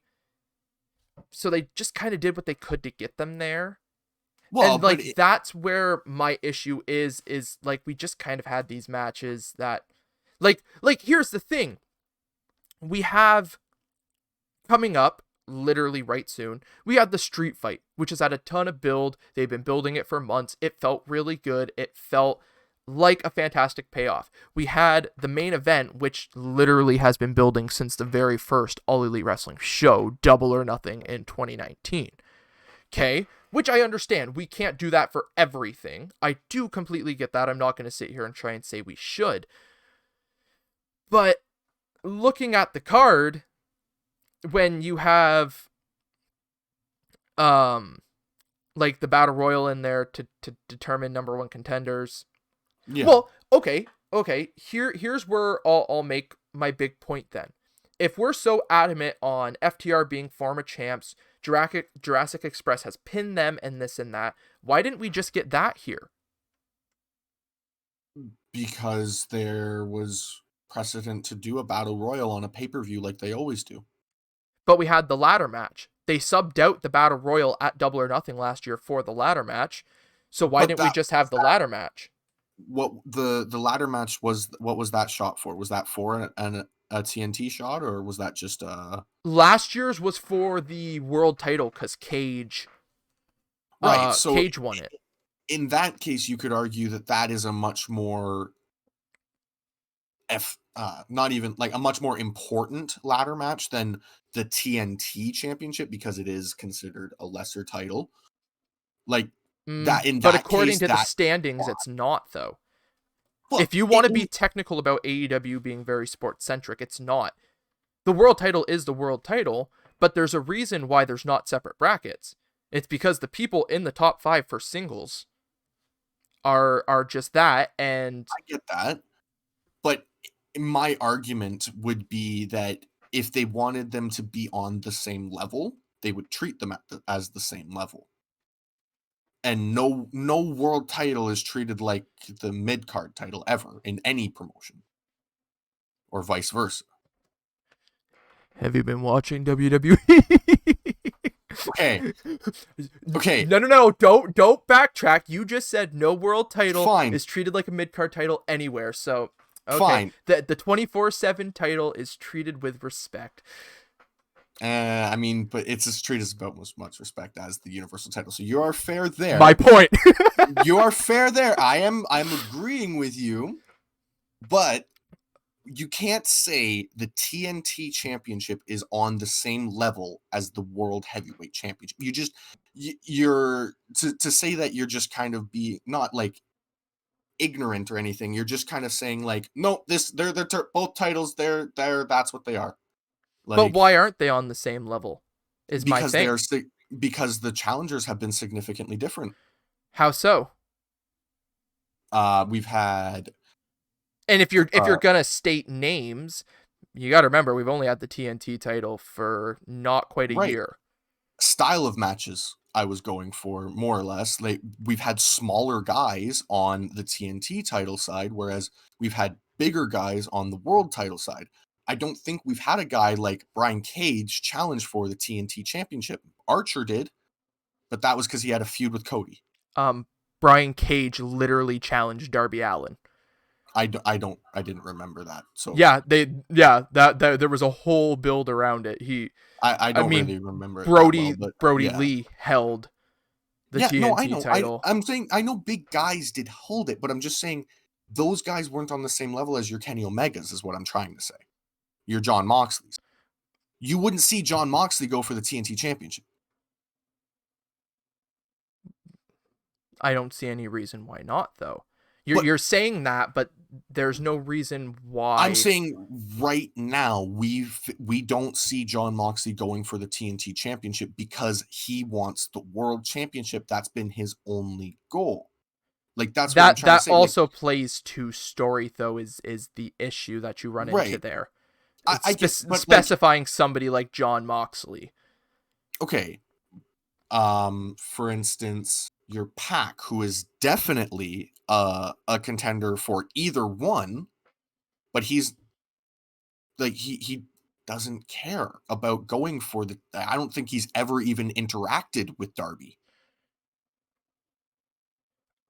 Granted, Pac came back after months and months and got inserted I'm literally into. I am looking at the top 5. That's why I'm saying the names I'm saying. Because if you but so if I'll run through the top 5 here. You have Moxley, Pac, Hangman, Cody, and Miro. Of those ones, the only person we can physically, literally see challenging for the TNT championship is Cody, because he's not allowed to challenge for the world title. That's the only Miro. one we can get. No, I'm. You can point at people and say they can challenge for it, but the only one you can realistically point at and say he's the only one that you could really say is the only one that needs to go for the TNT championship, because he's the only one that can. I'm saying they should have 2 different brackets for their championships, because there needs to be a different number 1 contender for those titles. for the two different titles. Well, let's just keep moving through the card No, because for I don't sure. think we're gonna agree in this sense. Yeah, it's just such a weird thing. Their booking is kind of strange right now, and I'm hopeful they're gonna get better about it. And speaking of the most fantastic booking possible, Face of the Revolution ladder match. So we had in this match, the announced participants, being Scorpio Sky, Cody Rhodes, Penta, Lance Archer, and Max Caster, and then we got the surprise entrant, which was really, really awesome to see. All Ego, Ethan Page, uh, who has officially been signed to All Elite Wrestling as well, for anybody wondering. Um, it was announced literally when he came out of the tunnel. Mhm, He came out of the tunnel. They were like, Ethan Page, and it was posted online that Ethan Page signed a deal. And I was like, oh, mhm. okay, that was quick. Oh, excuse me, quick. Um, but talking about the booking once again, um, the match went really well. But Yeah, here's the thing: we had Cody getting hurt, which thing is he does have a shoulder injury from the common yeah, knowledge. He had him taking a move and then going to the back. And the worst part is they stood in the tunnel. So I'm sitting there going, okay, Cody's coming back out. yeah. And I very much so don't like the fact that we're going to keep putting Cody as the measuring stick. But for the TNT title, like, if he's going to go for a title, he physically can't go for any other title. So So don't have what him go for a title. so what is Cody supposed to do? The only issue with what you're saying on a base level, I'm sure I understand you don't mean it, but this is once again with what's going on at a very base level of how you just said that. So if somebody's not going for a title, they don't matter. No, I'm not saying they don't matter, but I'm But saying what is their storyline? What is their goal? What is they their build it. purpose? What are they fighting for? But see, then there's the issue. So Cody just always has to be in the TNT picture. Because of the way they've booked certain things currently. Once we could say get who could it be? Um Say we Scorp fails and he decides that say Cody decides to screw with the TNT title match this week, and then we get a feud between Cody and Scorp. You know, like I'm just saying there are ways we could have people not challenge for titles and feel important, and I just don't think But I, that's I but just don't. no, I completely that's my point. That was the point I made to begin with, is that they don't have to challenge for a title to feel important. But my No, I thing get is, that. every time the TNT title comes around, I get it. Cody was the first champ. I get it. Cody's, a two-time champ. I totally get all that stuff. I Mhm. totally understand it. But it's the fact that, like, even with the match itself, I have no issue that Cody was booked. You're doing a thing for the TNT title. Cody was the first champ. Cody's a two-time Yep, champ, as I just said. It makes sense that he yep. didn't have to qualify. I totally understand that. But it was in the match, how stuff played out was the Was fact weird. that Cody got hurt, and I mean their first mistake. I say it, and I think it was a general consensus among Twitter too, from what I was reading. Yeah, It's the fact they stood in the tunnel. That it was gave a it bit away weird. Yeah, 100%. I'm like, if he was actually injured, y'all would get him to the back. yeah, exactly. Even And if you that's were just just it. going to examine him. When the legitimate injury of Matt Hardy happened at All Out, okay, they didn't keep it focused to Matt. No, They took it away. So the thing is either they needed to really push themselves off to ringside or go backstage. It's the fact that they stood in the tunnel, so I went, Cody's still in this. This is going to end with yeah, Cody coming in, trying to pick up the big win, and either he gets it or somebody else does. But that still makes the issue of Cody is still that final person you see in the moments with the TNT title. And I'm like, there's no reason the end of it couldn't have been Scorpion, But Penta, these two guys fair. really clawing for it, and Cody have been out of the match. Or That is it's fair, but I just think that with the way Cody's character has been, he has been that measuring stick. I think that is literally his gimmick. well, He is the TNT's measuring stick. I make one more comment, and I made it last night, and it is, in my opinion, a very fair comment here. Um, so Cody made the stipulation about the world title. The reason for it is because of how his father booked himself. Mm-hmm. His father booked himself as world champion, which isn't an easy thing to do from a booking standpoint. I totally understand that. Dusty was one of the biggest stars at the time. It made sense to book himself, but the backlash was there. So Mm-hmm. Cody made a stipulation not to challenge for the world title, and he made it evident on live television because I'm an executive vice president, because I book this stuff. If I don't win, I won't challenge for it again because I don't want to be looked at as the guy that books himself into these matches. But since the TNT title has been here, sure, he won the tournament to get into that final. I totally understand that. But the worst part is he kind of keeps popping up when the TNT title's around. So the worst Yeah. part is he took himself out of the title picture to not book himself like his father. And irregardless of who's booking it, okay, yes, Tony Khan gets the final say, similar to how Vince McMahon does.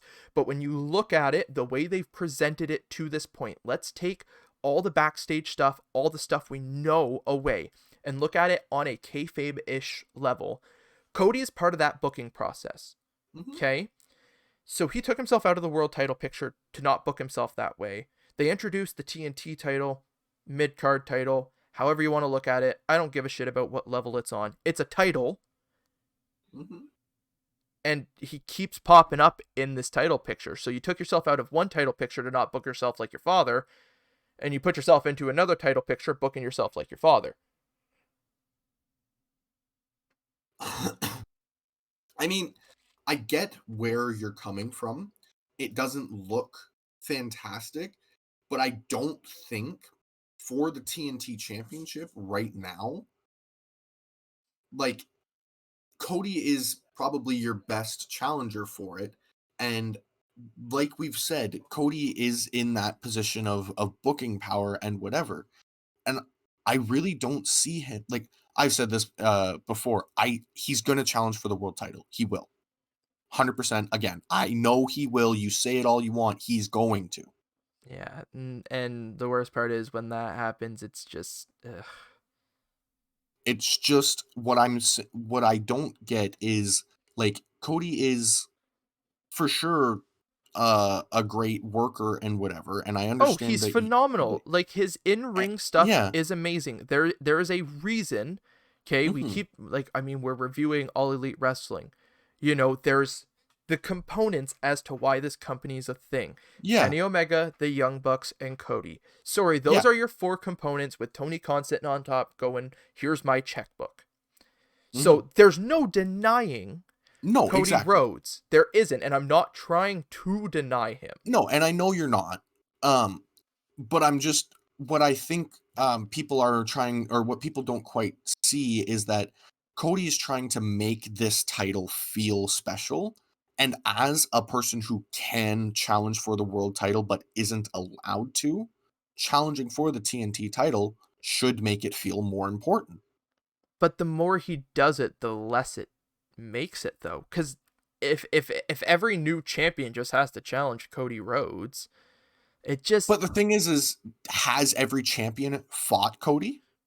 well, it's been Cody, Brody, Darby, yes. But did Darby beat Cody for the title, but has Cody since challenged Darby again? No, because he was taking a step back from the TNT title picture, and then he was Yeah, right back in it. but he just lost here. So that's what I'm thinking. I don't But know that. it's the continuity of that though I as get well. that, but I'm thinking maybe he lost for a reason. Maybe he lost so that way it does send him out of the TNT picture forever, or not Good. forever, but for a while. Good, So and then maybe, let that title, because the thing is, the other thing you got to consider, look at the world title picture. Most of the people who have been in the world title picture have been somebody somewhere. yeah, Okay, this TNT title needs to be this development title to make these stars. This is what's going yeah, to make the Darby Allens and yes, I'm just in my head, Pillman's, the Pillmans. And here's the other thing though. You want to talk about people we can put in to make this title feel important. You literally have a roster of guys who, if they were mid card somewhere, you know, you don't have to put them in the world title picture to be important. nope, Split Miro and Kip up, give Miro a boost, and put Miro as TNT champ. yeah, Make that title something without needing Cody Rhodes. Is my biggest yeah. point. I get that, and but I think that this ladder match is literally what they were doing here. Like, with Cody being hurt and not winning, I think that this is literally what you are asking for, is Cody is out of the TNT title picture.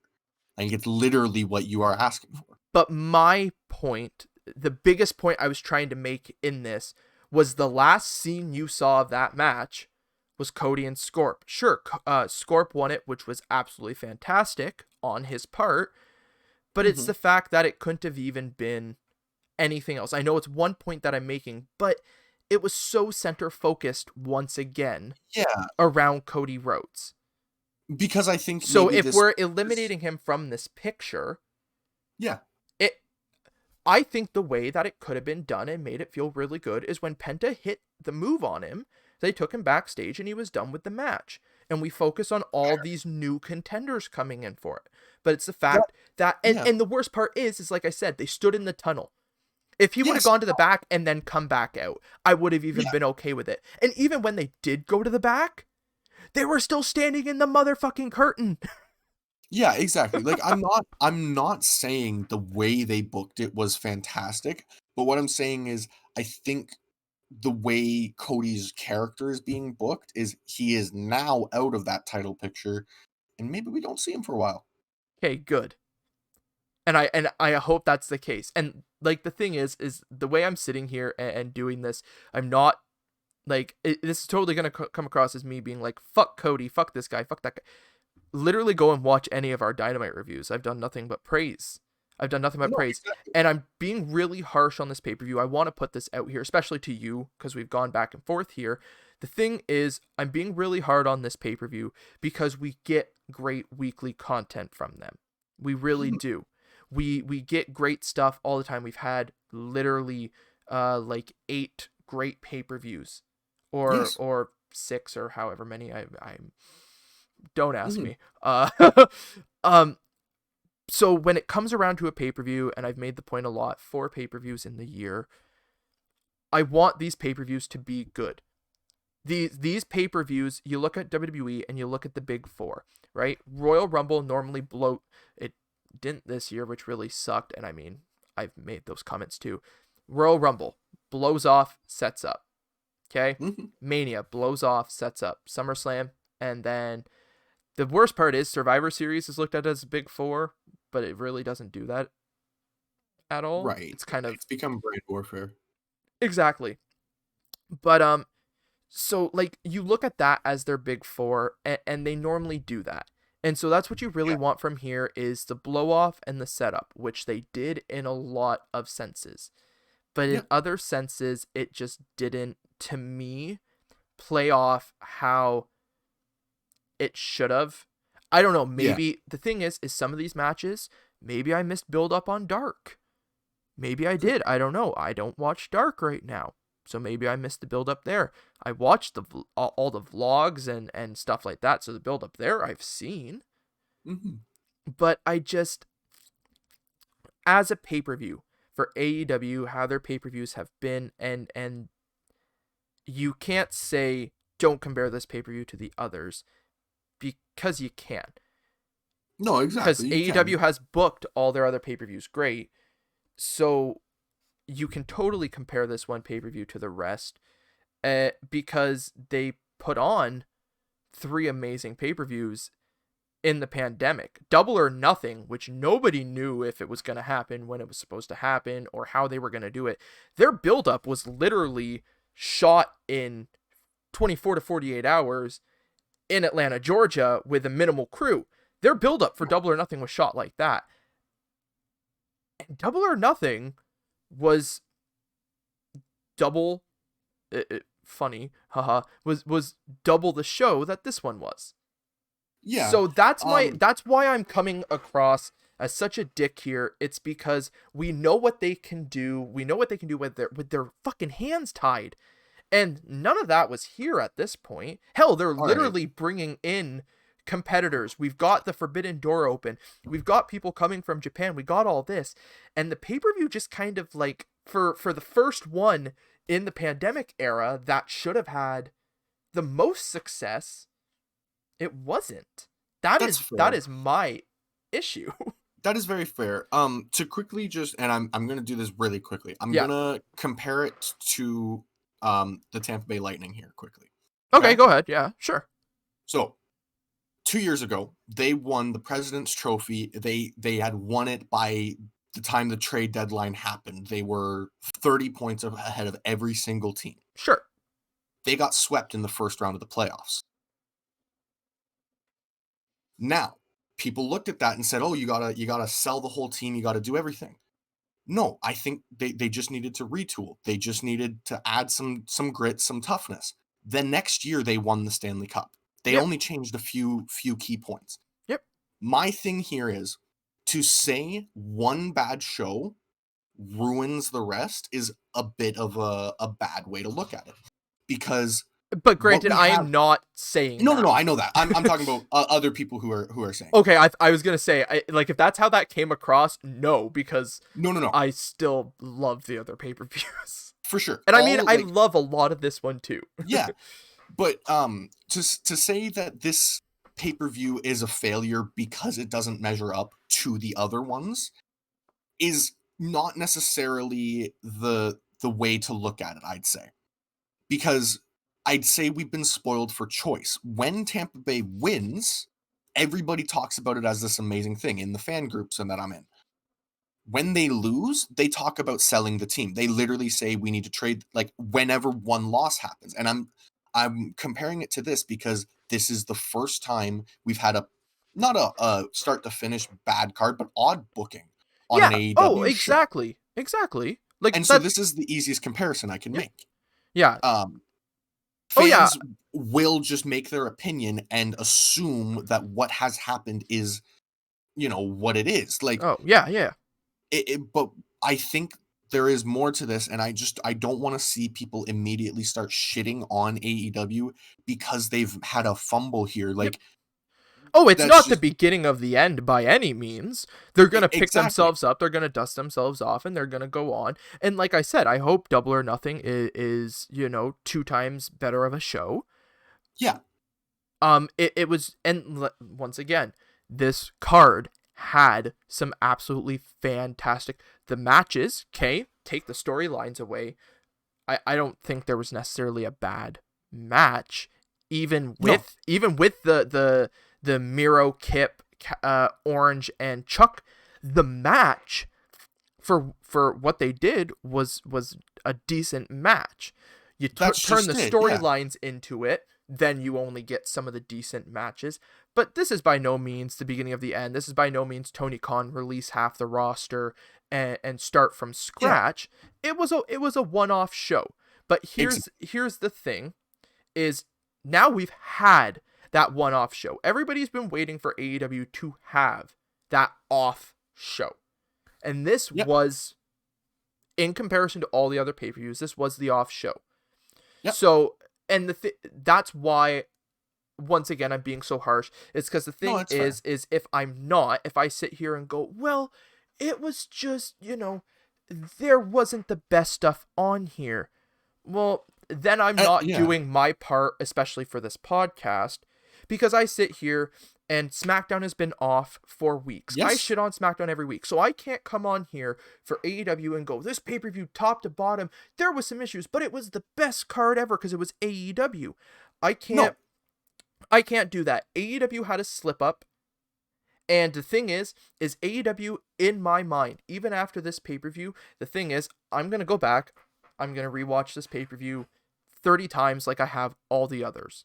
Absolutely. But the thing is, they had their slip up, and I'm going to call them out on it. Yes. And I'm They not saying they deserve it. didn't fuck up here. I'm not saying they didn't. But what I'm saying is I feel like they'll be able to backpedal away from this They almost will. to by the end by Wednesday's show, nobody's going to be talking about Revolution. Yeah. And see, that's I made the comment earlier, and we will finish off the card here and get into our other stuff. We have gone on a bit of a rant here, and I think this card deserved a bit of it. A little bit, yeah. But the thing is like I said, obviously you want people to follow up on the next show, so you leave some loose ends to tie up. It just felt like this card left too many. Yes, in comparison to how, especially like I said, their pay-per-views. Yes, I know I kind of keep going back, but the thing is if this had been like an in and out thing that they've done, it'd be like, okay. But my thing is, I want to know why the past 7 pay-per-views, by the end of it, we've had, 2 loose ends that we just need to tie off on Dynamite. It gets people to tune in and we feel great. I want to know why this card had, 30 strings left hanging, and now we've got to, in Dynamite, go, okay, like, where do we... It just, it was kind of like, we could have wrapped a lot up on this card, and there were a lot to be wrapped up, but maybe Double or Nothing is going to have a lot of these matches that haven't gotten that finish. Maybe they're going to have these insane matches on Double or Nothing. well, so maybe it was a generic match here, and they're like, no, this isn't the way we want it, blah, blah, blah, blah. So they'll do like tables match, steel cage. Fucking, we could even get a blood and guts if they really want to try to come back from what they've done. Like, Okay, then my only request, and I'm not being an asshole here, it's just, if that's the way we're going with this, if this is kind of the way we're going to look at it, not to make Revolution out to be something awful, but where all 4 pay-per-views are looked at as an A show, okay? Yeah. Revolution needs to be a B show then, and they need to charge half price for the pay-per-view and not build it as, like, I'm not saying don't build it great. They need to build it fantastic and whatnot, but don't build it as the same level as Double or Nothing. Fair. That is my request. If that's kind of what we've got here. If that's what we've got here, okay, my entire opinion changes. The only reason it's where it's at is because we're looking at Revolution as an A show. Same with Double or Nothing. Same with this. And if this is what an A show looks like, then we have some issues that we need to clean up. If we're going to start promoting it as a B-level pay-per-view, okay, then by all means, this was great. I'd like about $20 back from the pay-per-view cost, because, but I just, it's that instance where I'm sitting here and I'm like, it's very much so just looking at it and like, was it really an A-level pay-per-view that they were selling it as? So, but anyways, we'll move on here, instead of hanging up a lot longer. We were on the ladder match. The biggest point of it was Scorpio Sky won and will challenge Darby on Wednesday. The brass ring. So when they said it was going to be a brass ring, I was like, neat. And then they showed it, and I was like, that looks like a goddamn bootio. Like, sure, it was a brass ring. I will give you guys credit there. But, like, maybe don't have it look like an overinflated Cheerio. Well, to me, it just looked like it was like a life preserver.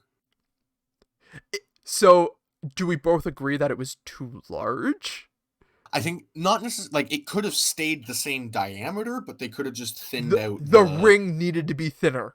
Yeah. Hey, thank you. Yeah, I saw it, and my immediate thing was fucking, like, somebody saved a goddamn bootio from WrestleMania 32, and they just spray painted it fucking bronze. Scorp should have been able to hand around the ring and lift it above his head. And not have to, like, grip it and, like... Yeah. So, But yeah, so Scorp won. And after the next match, we talk about Scorp win the title on Wednesday. No. You think Darby retains? I think Darby retains, but I think it sets up for more matches between Darby and Scorp. So you think we're going to go on a program with them? Yeah. Okay. I'm okay with that. Yeah. See, the thing is, the TNT title needs a program. Where it's at right now, it feels like where the world title was. And I mean, you can make the excuses for it, but I'm just being blunt and honest here. It felt like where the world title was during the initial bits of the pandemic. Almost to be honest, where the world title felt like it was from Mox winning it at Revolution up until probably All Out, where it was just kind of like, here's this guy, challenge him. Here's this guy, challenge him. Sure, Brian Cage won a ladder match, but it was still very much a, here's this guy, challenge him. And it was like, okay. My favorite is when they tried to build up Mox and Hager as this great big storyline, and we've been building to it. I'm like, no, we haven't. I'm sorry, no, we haven't. This was, here's a guy, fight him. And that's what the TNT title has got.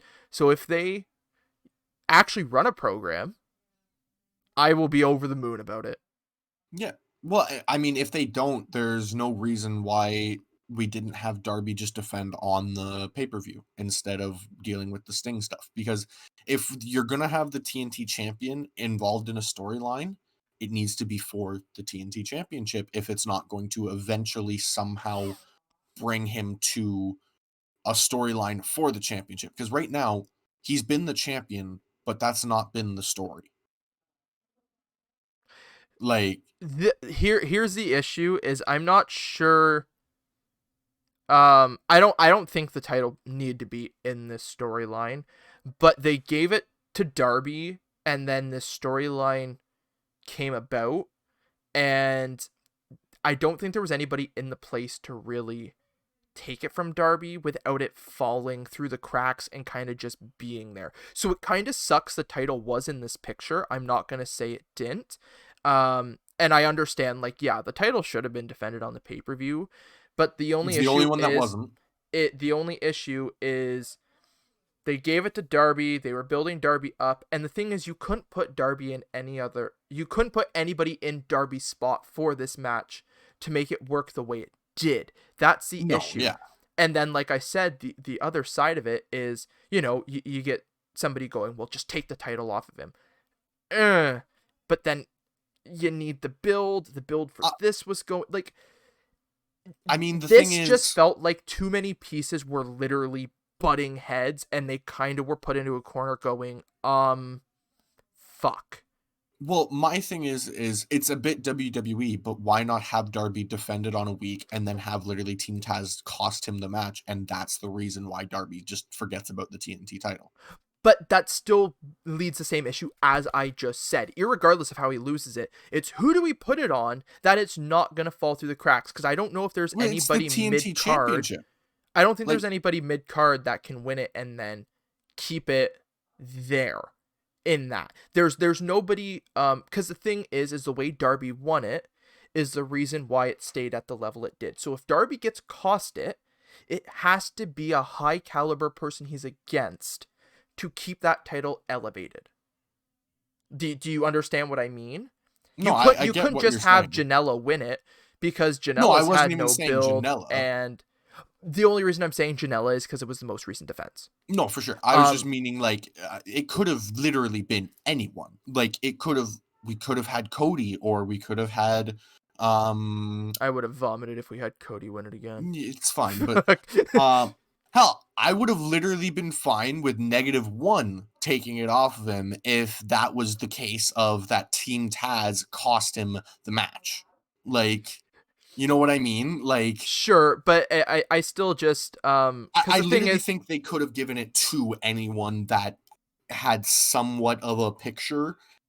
And then this match didn't need the TNT championship. But that's just it. You needed somebody, and building this storyline, building up to the pay-per-view, and like I said, everybody felt really lost in a shuffle. Because the Mhm. thing is that title, whether you look at it on whatever level you want to, the title, it's the TNT title, it's the network's title, it's held at a higher standard. It's not where the US title or the IC title are falling in WWE. It is, where the world title is here, if we want to really get into it for a second. WWE world title's here, everything else just it kind of ranges here. What AEW is trying to do is they want their world title here and they want the TNT title here. Okay? You have to have somebody really, really solid to put it on, to make sure when they put it on them, that title doesn't go from here to here. Like way No, down. If exactly. you're listening on the audio podcast, I totally apologize if that explanation was the worst fucking thing you ever just heard. But but that's my thing. Like I said, I don't care how he lost it. Team Taz cost him. I'm cool with all that. But I don't think there was anybody else other than and it's just the truth of it. Put Cody back in it, and then you run into the same issue. And the thing is, that's when you start to turn fans. We look at it from our perspectives. You got to remember, there are a lot of other fans watching this, and if they put it back on Cody, like in Cody and Darby again, you're No, gonna turn yeah. people. I wasn't even really meaning like put it on Cody. It was Oh just no the no no! first name that came in my head. No, I totally understand that. But the thing is who else is in that level? And I don't mean could have been in that level. At this, or like take it back, 2-3 weeks ago. So we could have had all this build without the title being in the picture of it. Who at that very moment, legitimately, okay, could have been put on it? Could have had that title. I don't know if I could put a name that could do exactly what I just said. There's a few names that they could have risked it for, but this close to a pay-per-view, I don't think the risk is something they should do.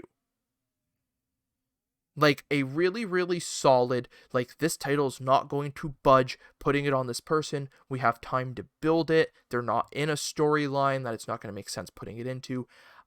I don't know if I can legitimately put a name. And that's the corner they back. I'm not trying to defend this. They backed themselves into a corner on it. That title No, that's should have been fair. defended. It 100% should have been. But the thing is, Well, yeah.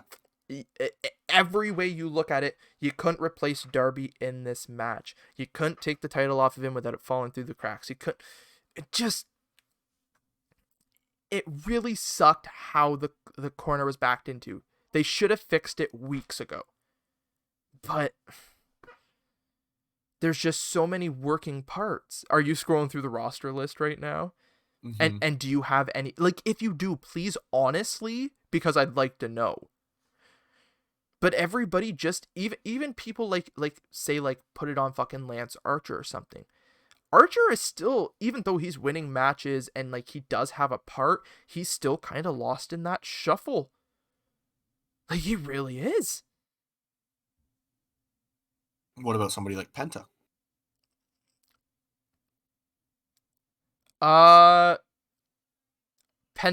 They were just doing the storyline with the family. He was also out on injury. I think Yes, that's the issue there. He just came fair. off the storyline with the family. Maybe if we would have gotten Death Triangle involved and did like a 2-week build-up, we could have pulled it off. But it's the issue they didn't.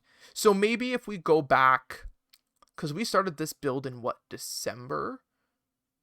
Or have it have been Guevara. Have him walk out with the TNT championship. They would have had to done that right off the leave of the Inner Circle. Yeah. That's the thing. No, I'm saying like have him had win it and then be like, well, I'm the TNT champion. You know what? Screw the Inner Circle and walk out. I would have been okay with that. I would have been okay with that. Yeah.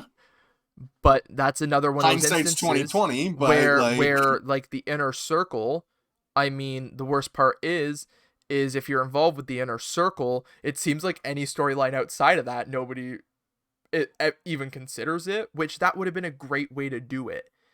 Him and Max going at it, him being like, I can do this on my own type deal, challenging Darby, picking up the win, whether it was a clean loss or not. Yeah. and then leaving the Inner Circle. The only issue, though, is he couldn't have left for a few weeks, because that would have killed it. Maybe a week break, maybe him go like, I'm going home, and then come back the week after, and, you know, I'm a refreshed Sammy Guevara, I don't have the dead weight on me anymore, something like that, just some kind of comment, and then build him up towards something else. I could see him being off for 2 weeks and having Hager getting really mad about it the whole time, and having Hager versus Guevara at Revolution for the TNT Championship. Okay, my only thing is he needs to be on the 2 Dynamites coming up to the pay-per-view. That's fine, but he could can't have at miss least that. been on TV for 2 weeks, which there was 2 weeks at least since he had left. Okay, can I ask you a question regarding previous conversations we've had on the podcast here, though? You have stated multiple times about Sammy leaving, and when he comes back, you'd like to see him not involved with the Inner Circle. So why was your first idea with the title? And I'm not trying to be a dick. I actually want to. I want to know, why was your first thing with, like, okay, he still leaves the Inner Circle, he wins the title. Why was your first thing put him up against Hager? because Hager was his tag team partner.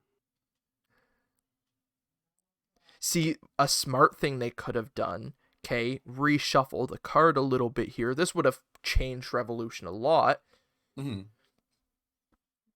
Sammy and Jericho for the title. There's no reason we can't keep...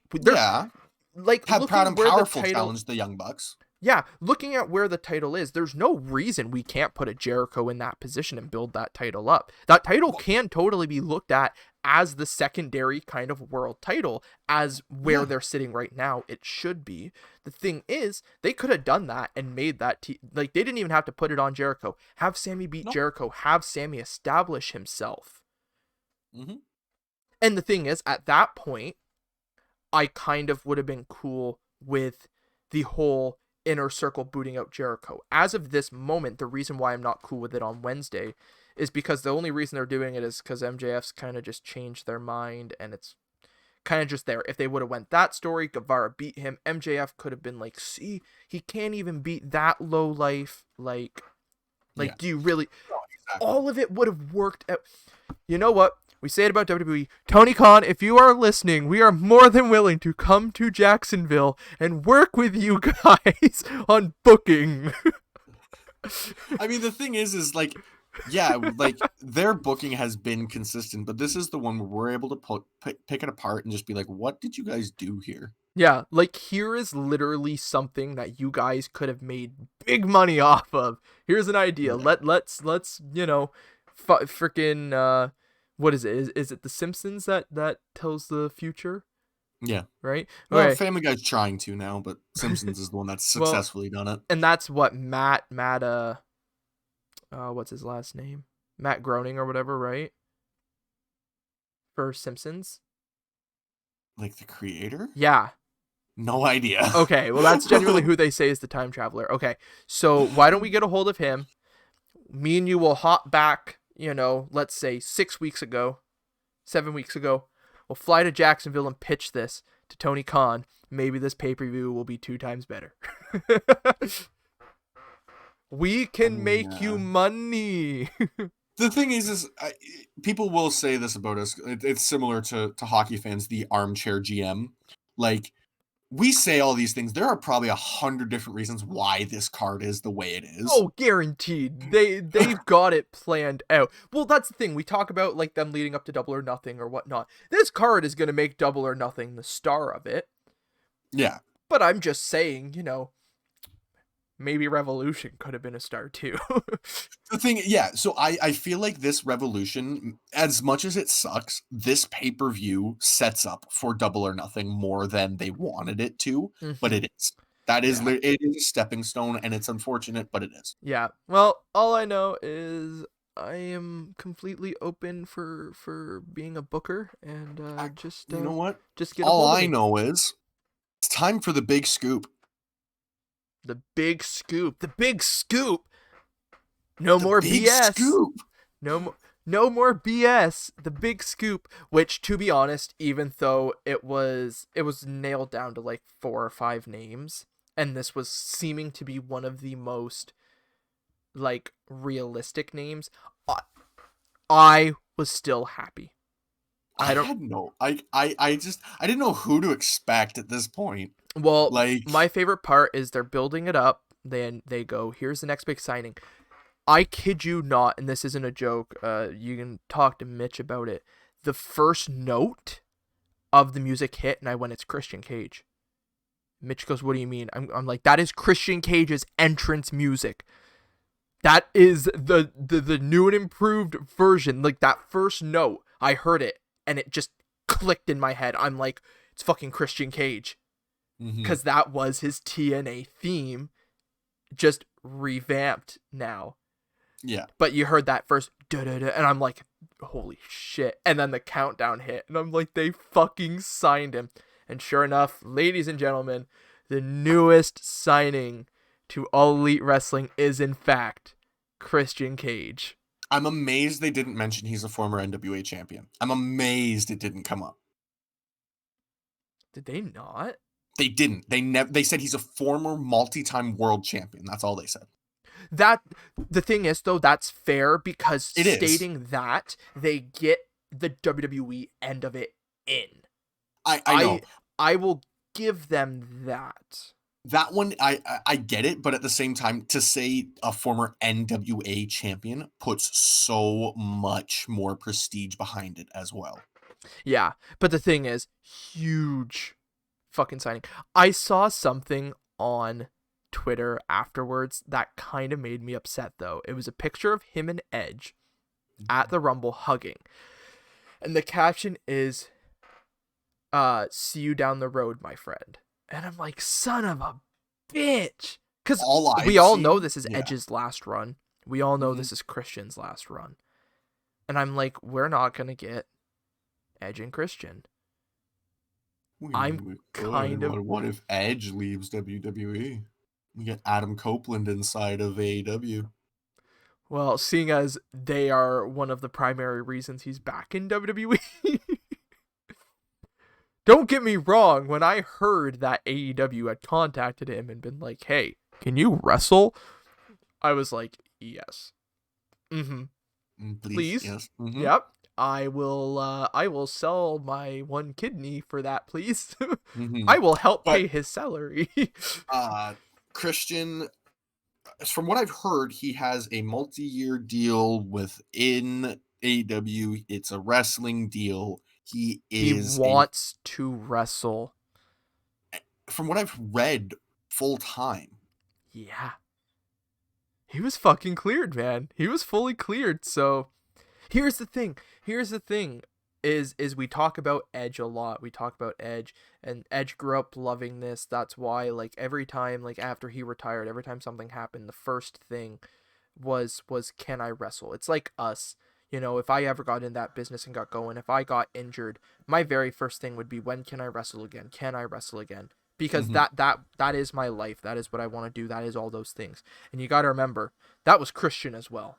A lot Yeah, of people look past Christian and look at Edge. You got to remember, Edge and Christian grew up together. That was both of their dreams. They both got that shot. Like, Toronto, Ontario, Canada boys. Just more specifically, Orangeville. yes, but people generally just broad spectrum at that point.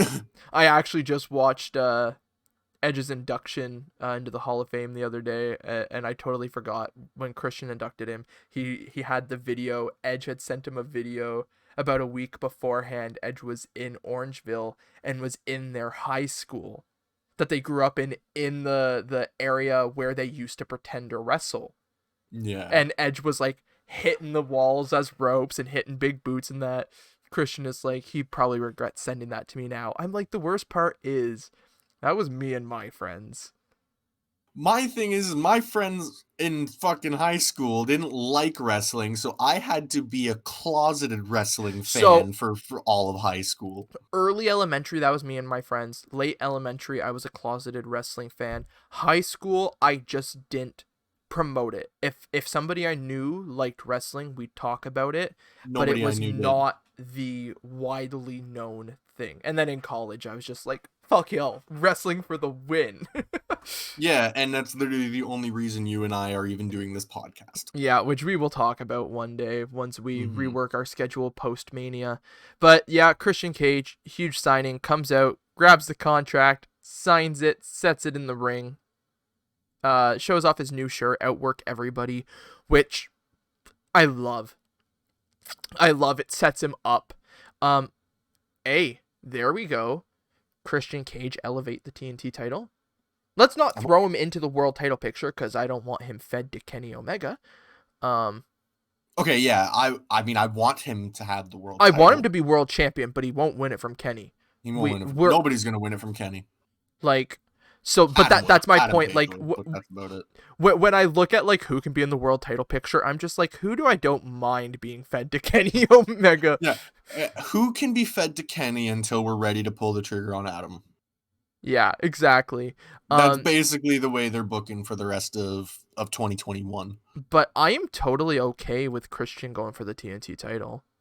Oh yeah, I'm totally fine with it. I mean, Well, I don't see a here's the reason thing. why. Outwork everybody, and that TNT title needs to be their workhorse. That's what Cody originally made it. It was going to be the work like that The Ace title. Yeah. Yeah, it was because he was defending it every week and this and that, and it was going to be that workhorse title. That's what it needed to be, and it hasn't been a ton. And so I think Christian with the Outwork everybody, come in, win some matches, set up, and take that TNT title and make it mean something. I think it works perfectly. Yeah. I think it does. It- I don't know if you have any rebuttal against that. If you do, I mean, that's why the podcast is here. Yeah, no, it's exactly. And then let him have that until Hangman finally takes the title from Kenny in Double or Nothing next year?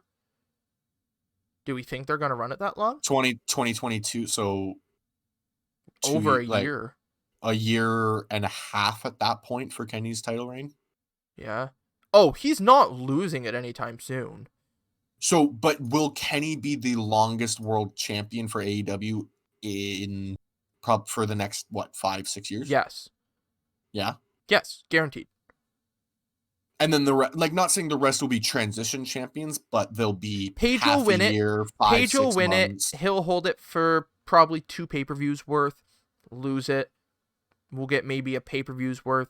The thing is it won't devalue the title. I think we can have a few, and I say quick exchanges. I don't mean like how the TNT title happened, because that felt weird for AEW. It happens. It didn't devalue the title. It's just we weren't used to it in AEW. I think they can do it with the world title, where like this guy holds it for 2 months and then like loses it. It has to be story though. Yeah. But yeah, Omega holds it for a year and a half, 600 and some odd day, or sorry, 4 to 500 days. I would be fine with him holding it until Full Gear 2022. That wouldn't be no, he has to lose it at either Double or Nothing or All Out. Well, I'm not saying necessarily losing at Full Gear, but like going until at the very least until they start the build for Adam until Full Gear. Okay. I know what they're holding out for. Do you? Yeah. They're waiting for Vince to die. Anyways, moving on. What, so they can just get John Cena to come in and take the title off of Kenny? No, man. We're going to get the Undertaker. No, we're going to get Goldberg and Kenny Mick. Moving on. Street fight time. Don't you dare put that in anybody's head. Don't you put that on us. Goldberg versus Kenny Omega for the All Elite Wrestling title. Goldberg wins. I'm calling it. Fine. Gilbert. If it wouldn't mess up the stream, I wouldn't be in this call. Okay. I appreciate you considering the stream. I very much do. Moving on though, Street Fight. We have Team Taz, Brian Cage, Ricky Starks against Darby Allin and Sting, and I don't care. This was fucking great. I love that they had them both arrive in their style of vehicles. Yeah, Cage. Yeah, because it was pre-taped. It was pre-taped at an empty warehouse in, I think it was Atlanta, Georgia. Okay. I read. The media scrum goes into some of the information on it, which is really cool. I was seeing the early reports yesterday in the morning, and the early reports were Cage and Starks came out looking like stars. Darby came out looking like a fucking daredevil and looked good, and Sting came out of it looking like Sting. Like Sting should two be. people die.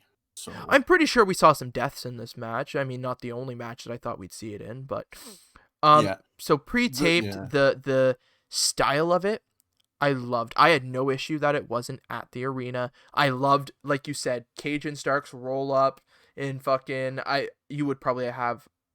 I know exactly what the car is. Go ahead. It's a BMW i8 lime green. Yeah, very, very fucking nice car.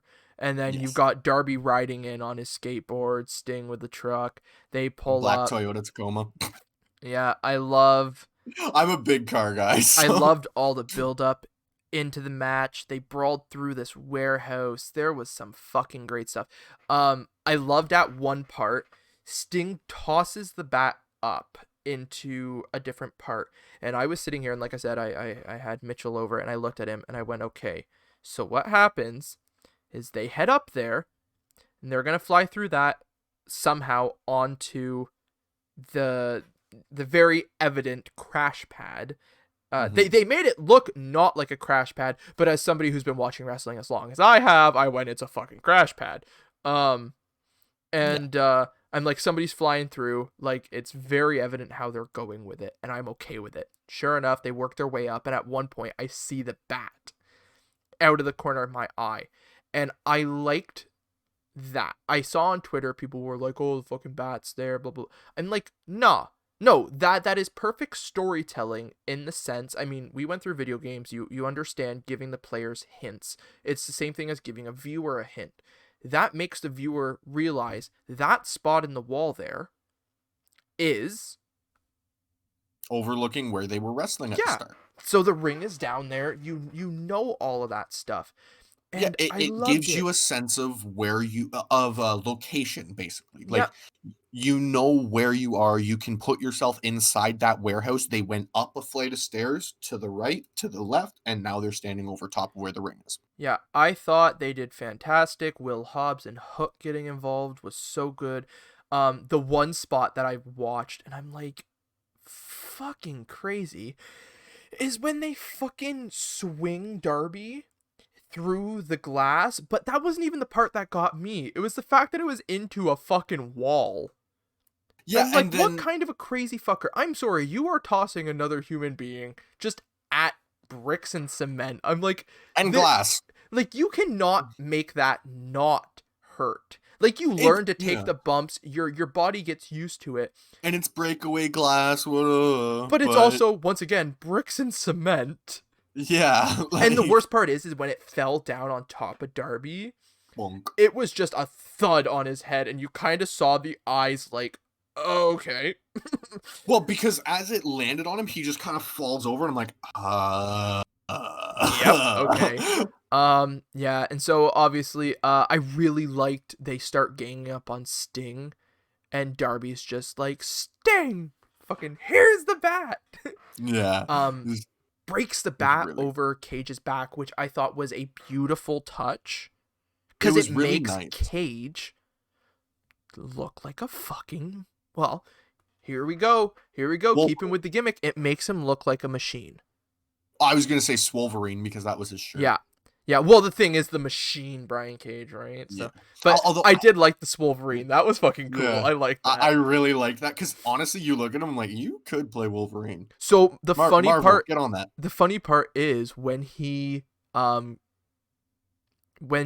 Starks got in the car, I didn't know they've been calling him Swolverine, and I jokingly said it.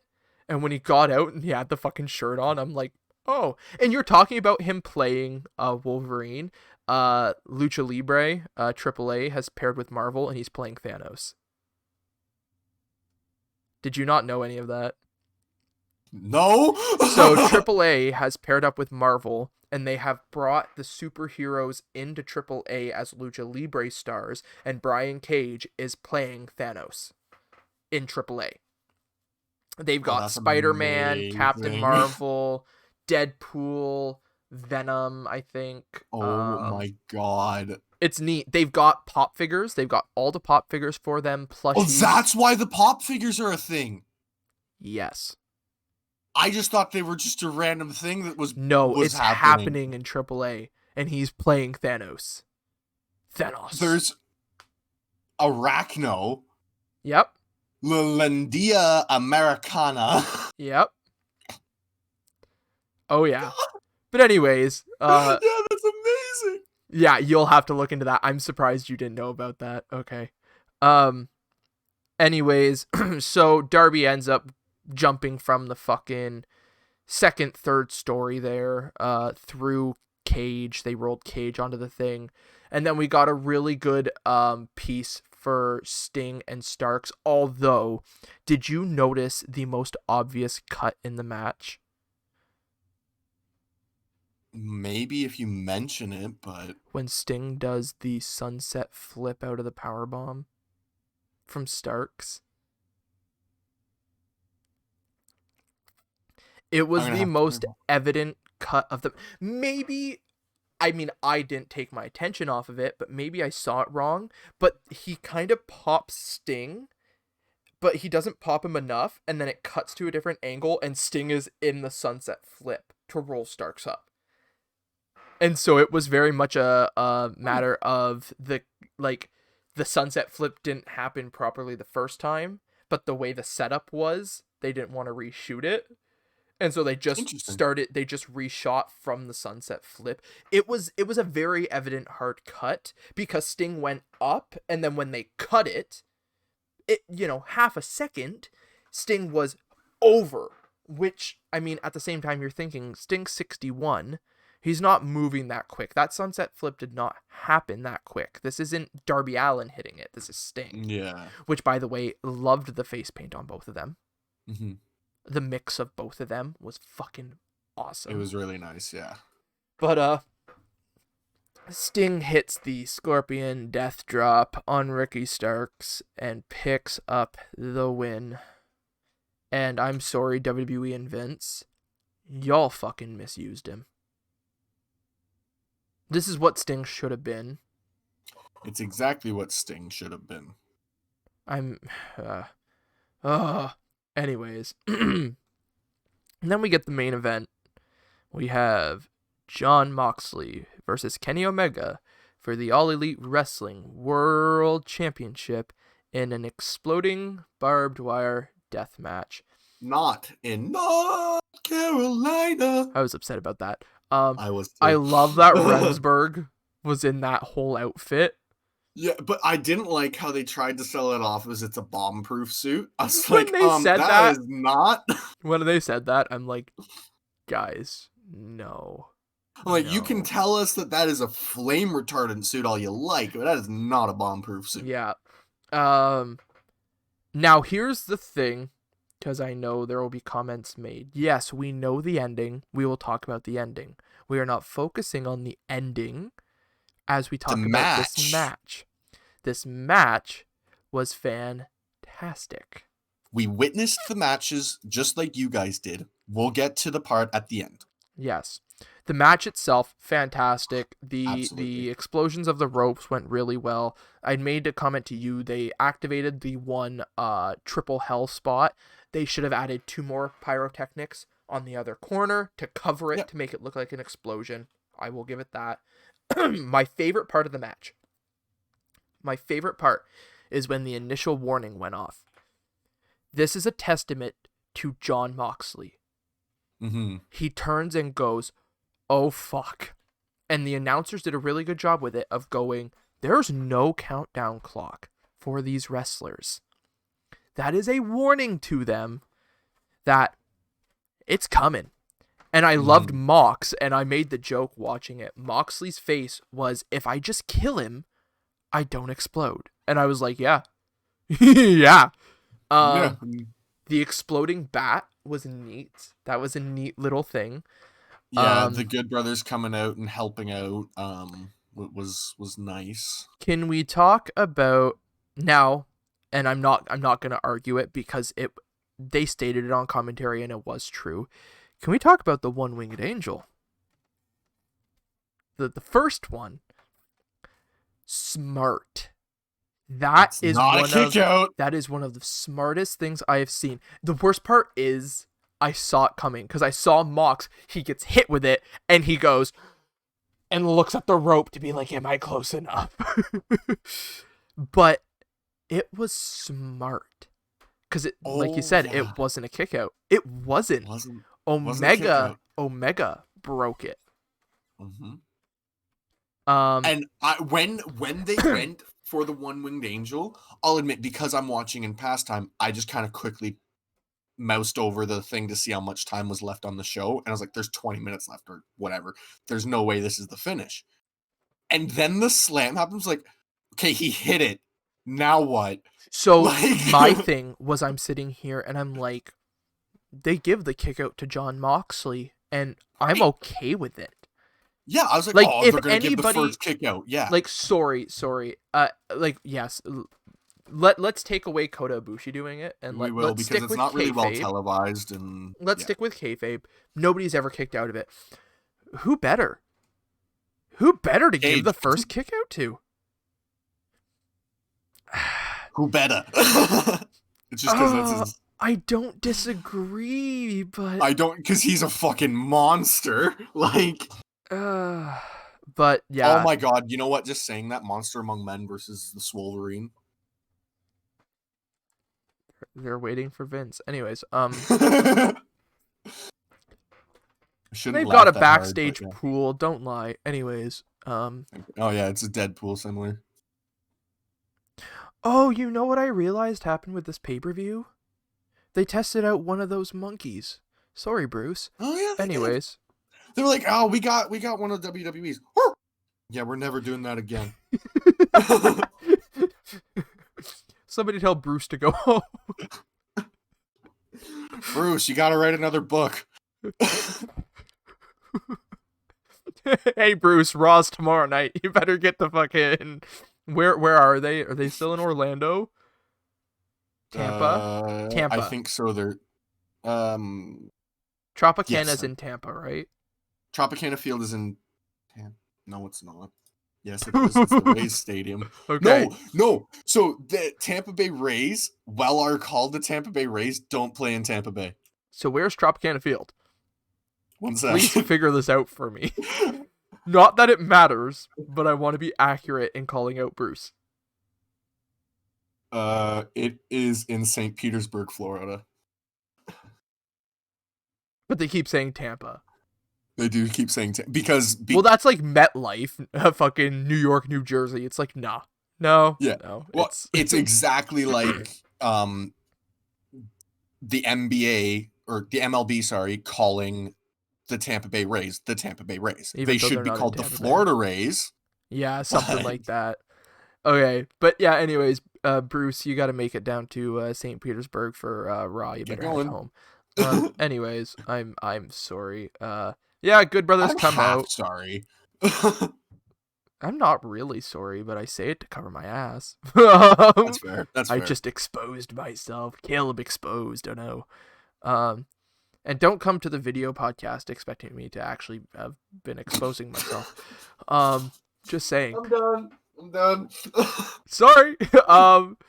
But Omega hits the one-winged angel on the chair for the win. Another point that I want to make from this match is when he drove Mox into the one set of ropes and he like yelled for a bottle of water. There was so many nice touches in this match. Yeah. But Omega picks up the win. They continue to attack Moxley. The siren starts to sound, and now we get into this finish, which let's give the positives and negatives here for a second, okay? They Mhm. start building it up. They're building it up as this major explosion. The ring's gonna implode, all this stuff. Eddie Kingston comes out, and I really like the fight back from Butcher and Blade in that. Like, don't do it. And Kingston's like, no. Yeah. He runs in, he tries to wake Moxley up, he sees the timer, he covers Moxley, and then we get the aforementioned explosion, which is a few Gilbert sparklers and a bit of pyro. Kingston seemingly passes out, and we close the show. Now, here's the thing, okay? Negatives. Let's start right off the bat. The explosion sucked. They built it up, it sucked. It really wasn't this big build-up that they were working for. And here's the thing, though. That's the only complaint. Other than Kingston passing out, but we've got a positive side to that, too, though.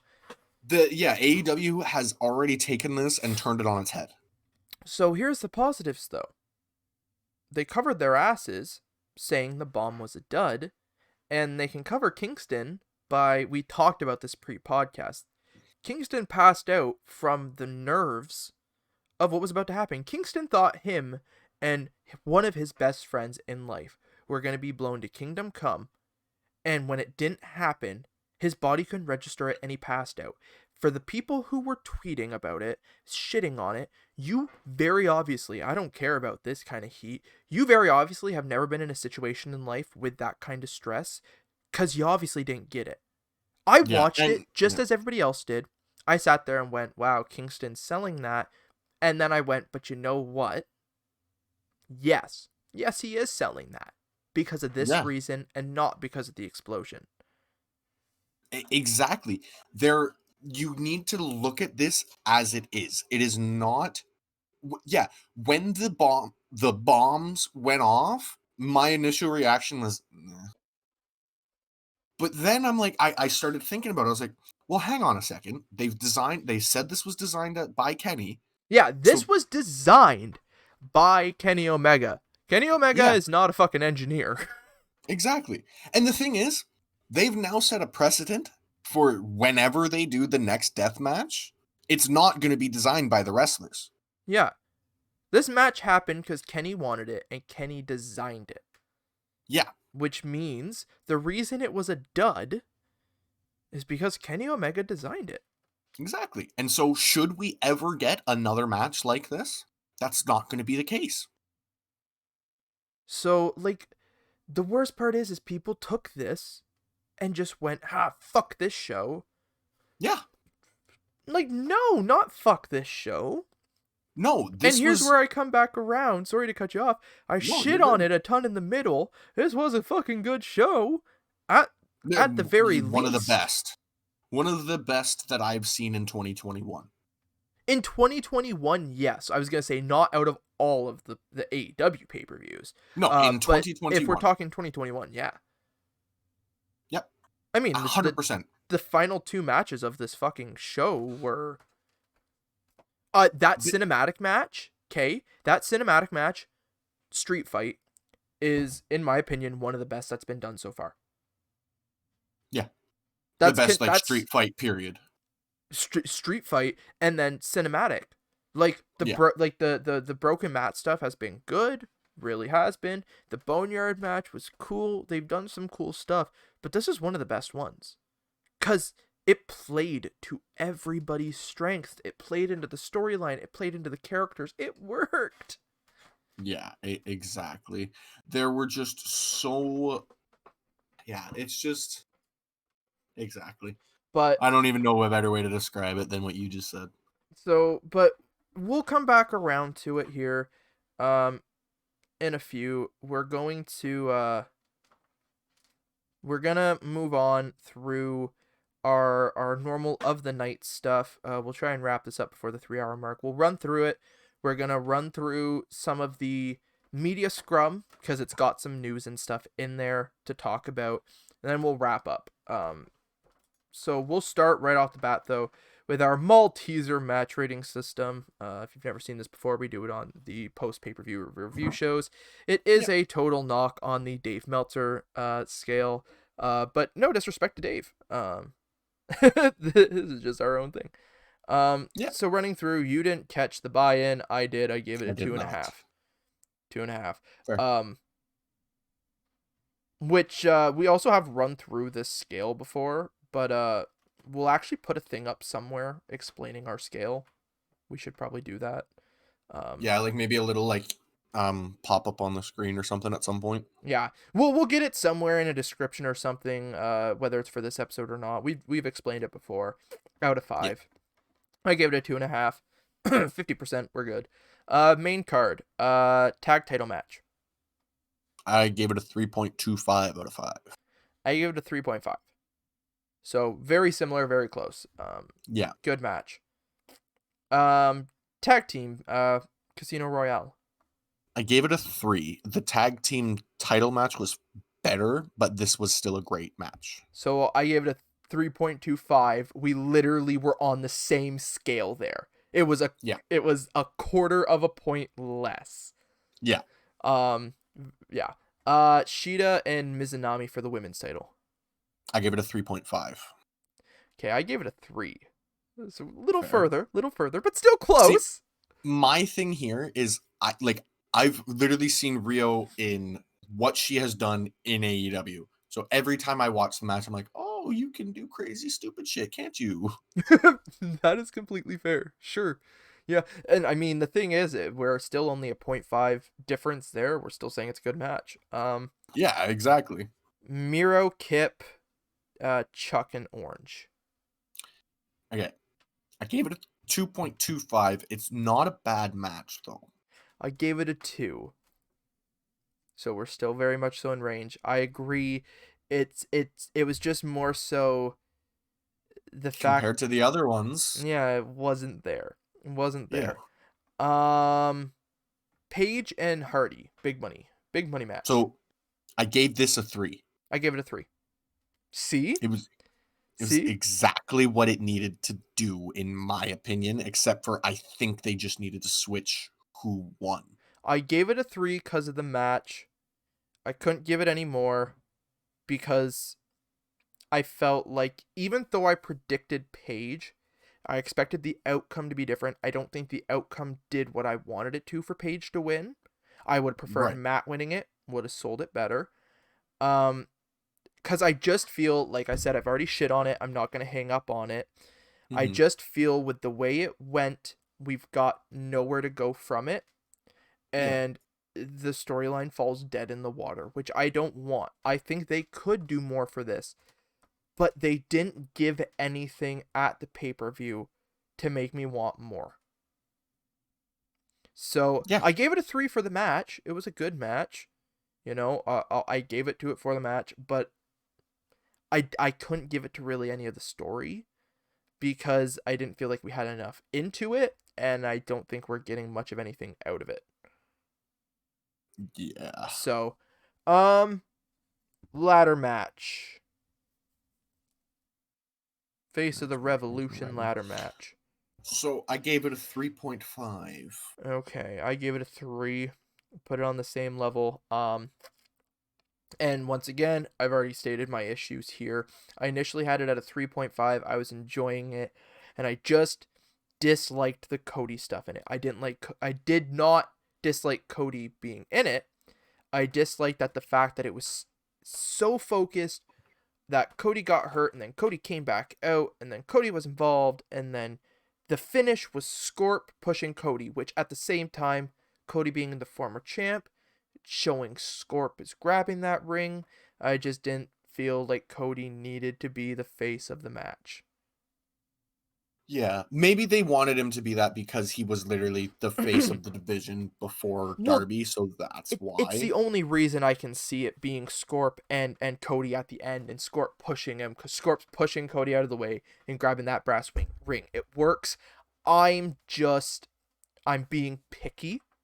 We both Mhm. have been in the past about stuff. Oh yeah, This is for my sure. picky moment of we really didn't need it though. Yeah. It was a nice No, it's fair. touch. It was a nice touch with all the storytelling in that, but I didn't need to see Scorp push Cody off to grab that brass ring. I would have liked Scorp to. The thing is, the final moments could have been Scorp and Cody. Scorp hitting something on the bottom. It's just the fact that that final visual we'll get of that match for all time now. It's going to be Scorp and Cody, and Scorp pushing him. And it's just the matter of nobody's looked at on the same level as Cody when it comes to. Yeah. I'm not going to get into it. It's very much that. Yeah, Um, exactly. I give an absolute 5 to Christian debuting. I don't actually have that in my rating. I'm just saying it because I love Christian. um, Street Fight. Oh, I gave this one a 3.75. Okay, I want to hear your reasonings here. So I was gonna give it the higher one, but when I had sat there, I was like, I feel like the barbed wire match is going to be much more aggressive, and so I don't want to put this into a 4 because on a story wise, this match is going to do more than the barbed wire match. But on a sheer aggression wise, which is something I truly enjoy as a fan, the barbed wire match is going to be so much more. And so on comparing the two how I was anticipating, I wanted to have this at the 3.75. I I want to push it into a 4 and I probably could if I really just decided to, but I'm going to give it the 3.75 just because I feel like when you compare these two together, you need to go down to how aggressive they were at the end. And the barbed wire match just did something much more than the street fight did, in my opinion. Okay, I gave the Street Fight a 4.5.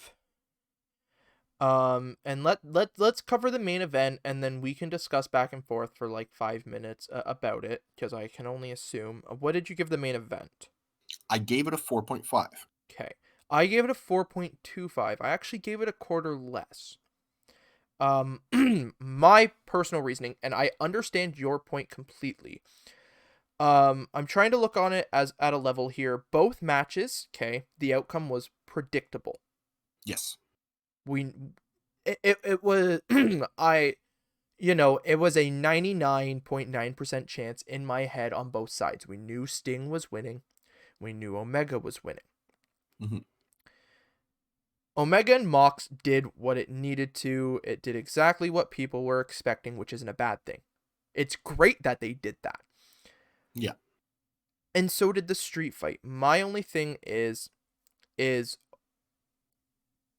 and like this is no disrespect. It's literally a quarter of a point difference here. Nobody came out necessarily of the world title match looking any more than they did going into it, which I don't think was the outcome they were looking for. Nobody Right. needed to come out looking more. We know what Kenny Omega can do. We know what Jon Moxley could do. It was just a matter of whose body was going to give out first, Yep. which was fantastic. The reason I give the street fight a bit more is because even though it was predictable, even though it did exactly what it needed to do, nobody was quite sure if it was Yeah. gonna do what it needed to do. Right. And the way they did it, I I do dislike a little bit myself, and I'll be open about it, that I'm giving a cinematic match a bit more than the live match. But I think because of everybody involved in that street fight, I think that it's going to come off as everybody in the match, nobody's ever going to forget it. Not that they're going to forget the death match, Yeah. but this street fight took people who were there and brought them up a notch. That's why I'm giving it, cuz like I said, it's no disrespect to the barbed wire match, but nobody came out of that barbed wire match being a whole nother level up. We both know these Yeah. crazy bastards. We've seen them in a match, not the exploding barbed wire death match, but we've seen them in a brutal match that went double the time. We know what these crazy bastards are capable of, and it was just a matter of who was going to win. Nobody was coming out on another level. The street fight, they came out on another level. That's the Yeah. only Exactly. reason I give it more. Now, by all That's fair. means, if you want to explain any more as to yours, I mean, you gave a pretty good explanation giving the street fight one, but if you want to give any more.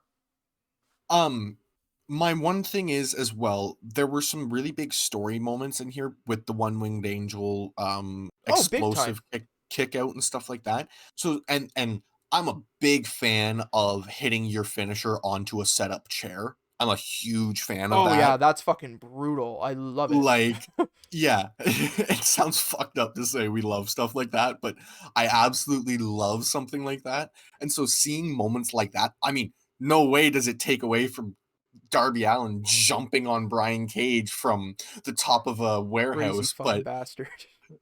but in some way, the wrestling fan in me also got to see the insane fan Yep. in me, and we were both equally pleased. Yep. And see that's the best part about this. That's the best part about us doing this. I mean, we talked we very very heavily debated in the middle of this show about stuff. And that's the Yeah, thing. You're going to enjoy a different part than I do. I'm going to enjoy a different part than you do. I'm going to have a different opinion on the show than you do. All that stuff. I mean, that's one of the biggest reasons we started this podcast. If we agreed on everything, this podcast would suck. But it's exactly. the fact Like, that we can debate about it so heavily and have such strong opinions and such strong answers for the other person. yeah, Um, and that's the best part about these final two matches, because both of these matches will go down as some of potentially the craziest matches in AEW. Even with yeah, the one being a cinematic. I think they both work out so well. And so the main event did more for you, where the street fight did more for me. And that's yeah, just the differences in the way we watch the show. Which, yeah, guess what, exactly. wrestling fans? This is what it can be. You don't have to agree on everything. The one thing we all do need to agree is that Roman Reigns shouldn't be on TV, but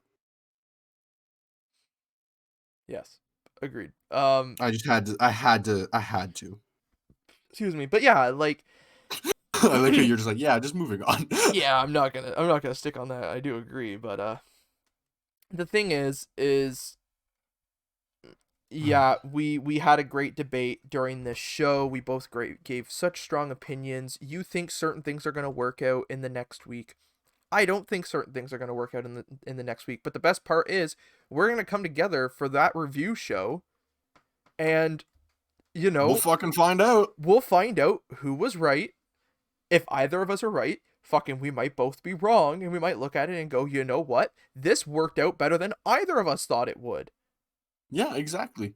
Like, it may That's just be it. totally different than what either of us expected, and that's the best part about this. Hi, Bella, my cat. Um, and that's the best part about this podcast. But we'll move on here to the overall show rating for AEW Revolution 2021. What did you give? I gave it an overall of a 4. Gave it an overall of a 4. Yeah. Okay. Okay. I mean, like, I feel like if the finish hadn't been what it was and there were a few better story moments throughout, I might have given this the perfect show. So I expected this to be my first 5. I Okay. honestly did. I went into this show, and like that's the thing. That's why like I've complained a little bit. I legitimately went into this show going, this will get my 5. This will get my very first ever 5 on this podcast. Even knowing like the build up for Paige and Matt wasn't there. But I figured that for me, they'd do more to draw me in. I knew that that tag team match wasn't gonna like the best friends Miro Kip one. I want to specify. I knew it Yeah. wasn't gonna be anything crazy and out there, but I figured they'd do something to just pull me into it. And coming out of it, I'm surprised. I went generous because even with my match ratings, I did not. Normally, when I look at a show as a whole, I just kind of go, yeah, look at my rating and go, that's my rating. This one, I actually spent about 45 minutes going back through stuff. I rewatched a few clips from the pay per view. I gave it a 4.25. I gave it higher than I expected myself to. Um, because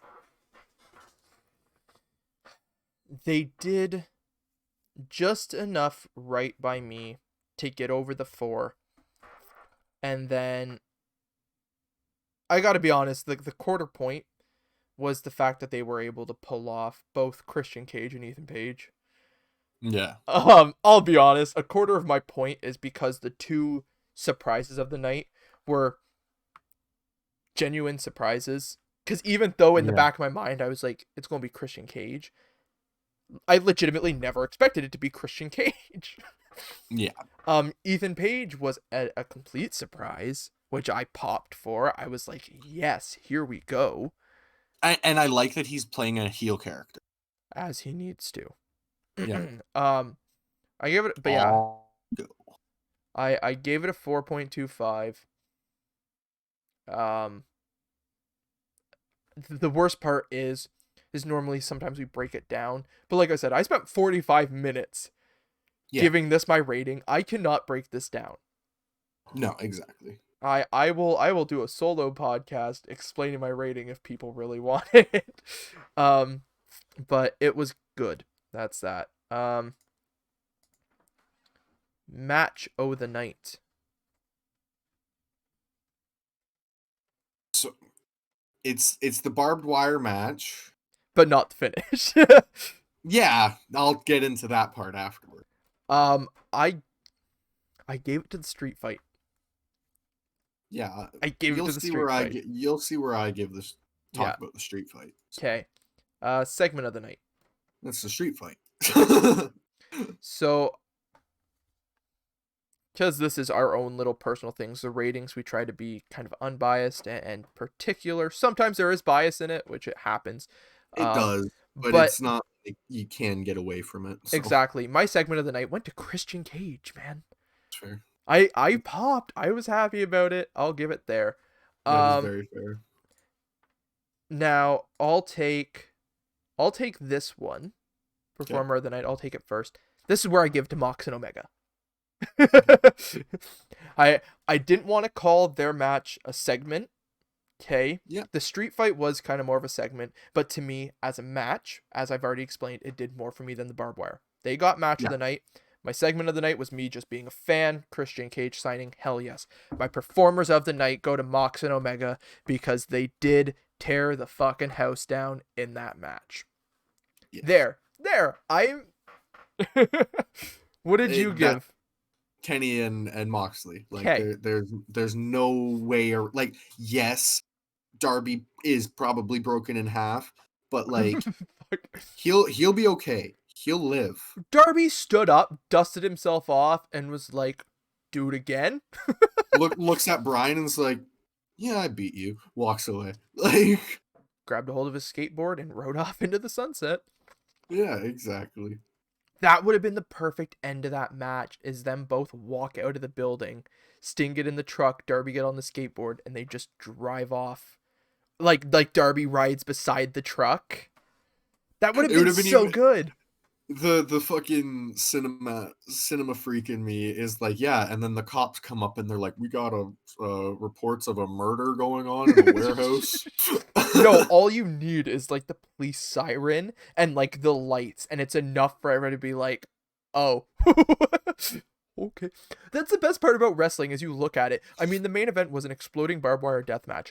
Nowhere is that a thing that you can do besides the world of pro wrestling. And you've got to look at it and be like, what the fuck? And I like how AEW is very particular with certain things being like this is like sanctioned or unsanctioned, and like we're not liable for this if it happens outside of the ring. If it happens outside of the arena, like, you know, they could get arrested. Like, I'm pretty sure stuff like that has been said about certain matches. And I love that, because the thing is, pro wrestling is this crazy world that they're fucking kicking the shit out of each other. They're trying to blow each other up. They just fought in an abandoned warehouse. The cops would be there.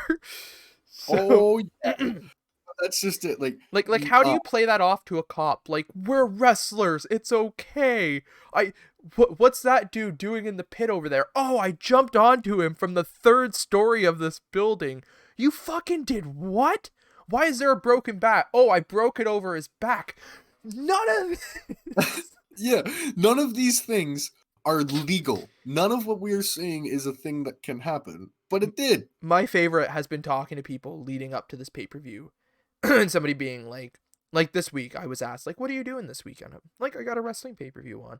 Oh, cool. Like, what are some of the matches? And I told them, and they're like, oh, that's neat. And I'm like, yeah, the main event's an exploding barbed wire death match.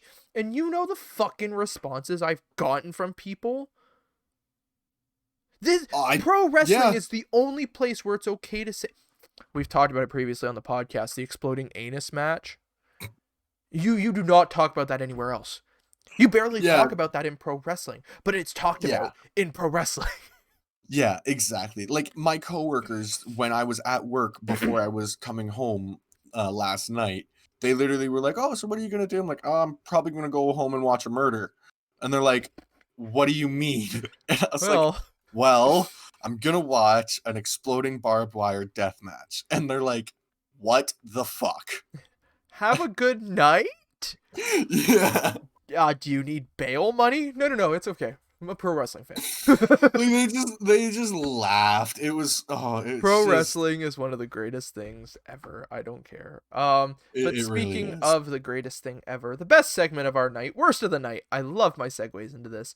I think we can agree. I'll be surprised if we don't. I'll be surprised if we don't. The explosion. Christian Cage is debuting. What? Oh my god. Kenny Omega being on the pay-per-view, like, who the fuck does that? The greatest wrestler of the last decade. Honestly, the explosion at the end, the not so explosive finish. The thing is, the reason I'm giving it is because we kind of defended it earlier. It's the fact that the announcers still tried to play it off as this big explosion. They should have just been like, oh, like, there was some explosions, but, like, maybe it didn't happen how it... No, the explosions happened, and they're like, oh my god, like, the building's been shook, and I'm like, no. Yeah, it was just... Cut your losses and be like, oh, well, that was an explosion, like, I hope they're okay, it didn't seem like much, and then play it off afterwards being like, Omega's a dumbass. Cool. Yeah. Which I can say. Is, I mean, we could play, like, the announcers are in, like, because it's wrestling, they're like, well, we were just trying to explain it as best as we could because we honestly started running and whatever. Like, okay. Sure, if they, like, the thing is, they're gonna cover it all up on Dynamite, but we're reviewing the pay-per-view, we're not reviewing the upcoming Dynamite. Right, exactly. So, I'm just trying to help them.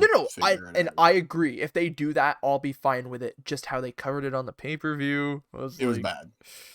So, now we'll turn off this, and before we go to any upcoming predictions, actually first, our poll, our Twitter poll. Now, the thing is we talked about this prior to, and everybody's got an opinion. We are going to give the poll as a total here. My only thing I want to mention, I posted the poll on the Walking the Ropes. I tend to post them after the shows. Mm-hmm. The immediate response was it was a bad show, and I think it has to do with the ending. I think people focused in on the ending and went, fuck that. Yep. Which sucks. 27.3% of voters thought it was a good show. 18.2% sitting on the fence, and 54.5% thought it was a bad show. I am hoping the reason that we have over 50% of voters thinking it was a bad show was because of the ending, which I will give you that. Because I didn't think the whole thing was bad. Yeah, I'll give them that it was... The ending sucked. Yeah, but I will not never, ever say that card. The whole card top to bottom. So everybody's entitled to their opinion. We're not going to shit on the poll. That's why we post it. We want everybody's opinion. I just personally do not think the card was a waste of time. But that's what I get for posting it literally as soon as the explosion goes off, and they're selling it as this huge thing. But moving on, I've got some notes from the post-show media scrum that they do after the big pay-per-views, and I figure there's a few interesting notes here. The first one, Darby Allin. He said he was up for nights and heavily involved and doing about everything he could for the match. Mentions that he dropped out of film school, so this was a test for him, and Ricky Starks helped him a lot. I'm also running off of um, Sean Ross Sapp. These are his sum up Okay. points. I want to quote that these are not my sum up points. I have yet to watch the post show scrums, but I will be. um, that was that. Paul White watched the show backstage, was impressed with the tag team battle royal, thought Cage looked like a star, and he wants to work. He says he hasn't been in a locker room with that much positivity in a long time. Uh, White says Tony Khan understands that he wants to stay involved with community projects he was doing in WWE, and he now has more freedom to do more movies, TV, and community projects that as there is a smaller roster competing for these spots within AEW. White has said he'd love to team with Billy Gunn or Jericho again, wants to work with Lance Archer, Wardlow, Luchasaurus, and others. If there's any point you want to stop and discuss something, just stop me, by the way. I'm just Oh running no, through here. honestly, what you're like, yeah, no, those are all pretty much just things I'm like, oh, that sounds really neat. Yep. This is the interesting one, and you had it as a news point. We discussed it prior. Paul White says that Vince McMahon called him and congratulated him and wished him luck when the signing with AEW was announced. They agreed it was the best move for him, and there's no heat between them. There was a mutual dissolution of the WWE deal at the end of the tenure, and White said that he had no idea if he was coming to AEW and was just hopeful that there would be a spot for him, and he had not talked to them prior. And him and Vince agreed that him going to AEW was going to be great for them too, which I think is awesome that Vince did that, if that is 100% the truth. Well, I think even Moxley said like Vince called him. No, it was Jericho. Jericho said Vince had called him and said, like, I get it, but like, why? And stuff like that. And Jericho has gone on to say Vince has also called him and tried to get him to talk his way out of out of his AEW contract, which I'm like, Yeah. okay. Good luck with that. Hangman Page was quoted for saying Ethan Page is a piece of shit for having my last name. Just kidding, we're cousins. Hangman Mhm. talks about the loss of Brody Lee. He was honored to be a part of everything there, and there was a lot of people who deserved to get to honor Brody and didn't get to. Hangman is spending his winnings on his mortgage and a new lawnmower, and notes then he says he wouldn't want it and notes seeing homeless people in Jacksonville. He states he's not joined the Dark Order. He's done the group thing. It didn't work out. He doesn't have to be a member to have their backs and vice versa. That's fair, but he will join the Dark Order eventually. And finally up, this is the most notes. Tony Khan, obviously. Tony Khan finishes it off. He's happy to inform everybody Omega and Moxley are both safe and healthy, which is a legitimate thing. I mean, that was a brutal match. Oh, it was. Tony Khan states that Kenny Omega's Master Bomb plan was a dud, and that Omega drew the plans up with crayons. Yeah, I mean, if you saw the pictures, that's exactly what it was. Tony Khan references Jon Moxley's post-show as canon in AEW, which they later post it, which is smart. Kenny Omega might be a bad son of a bitch, but he can't build an exploding ring worth a shit. Khan also says unless you wanted them to actually blow the guys up, there's only so much they can do, which I agree. Yeah, exactly. Khan hopes to see Maki Ito more often and states that Reba is already trying to get out of the match on Wednesday. Nice. Tony Khan thinks that Christian is one of the best wrestlers of the last couple decades, and Christian called him to come to AEW, that he wants to wrestle regularly. Good. He was asked about Daly's place and the possibility of touring. He states he likes having the open air venue in the environment they're in. They are slowly working to increase the capacity, but they don't want to put pods too close together as of right now. Fair. They thought about touring for Double or Nothing, but they figure it is too soon, and they will eventually look at touring again. Good. Tony Khan says Christian is a friend of his, and he never imagined he'd come back and was kicking himself when he did return and that it wasn't for AEW. Well, Tony Khan, you've made good there. As soon as he got that call from Christian, he just goes, "Okay, well, what number would you like?" Yeah, tell me I've got my checkbook. The best part is about something like that, when he calls Tony, I'm sure the conversation was, give me a decent amount and I'm good. I'm sure it was nothing crazy. I'm sure it was a hell of a lot less than WWE probably would have offered him. But Christian did it. It's the same reason Christian left for TNA back in the day. It is. Yeah. Well, he Um, probably looked at them and just like, okay, well, I don't care how much you exactly give me, but I wouldn't mind being able to live off of the paycheck you're giving me. yeah, like give me enough that I'm able to afford all my stuff. Like it's not a small amount by any Obviously, means. he doesn't need any paycheck ever in his life ever again to probably, but to say he doesn't deserve one is not the case either. Exactly. Tony Khan says that he has a feeling the women are going to main event Dynamite so very soon. He was excited to answer this question and indicates within the next several weeks that will take place. Good.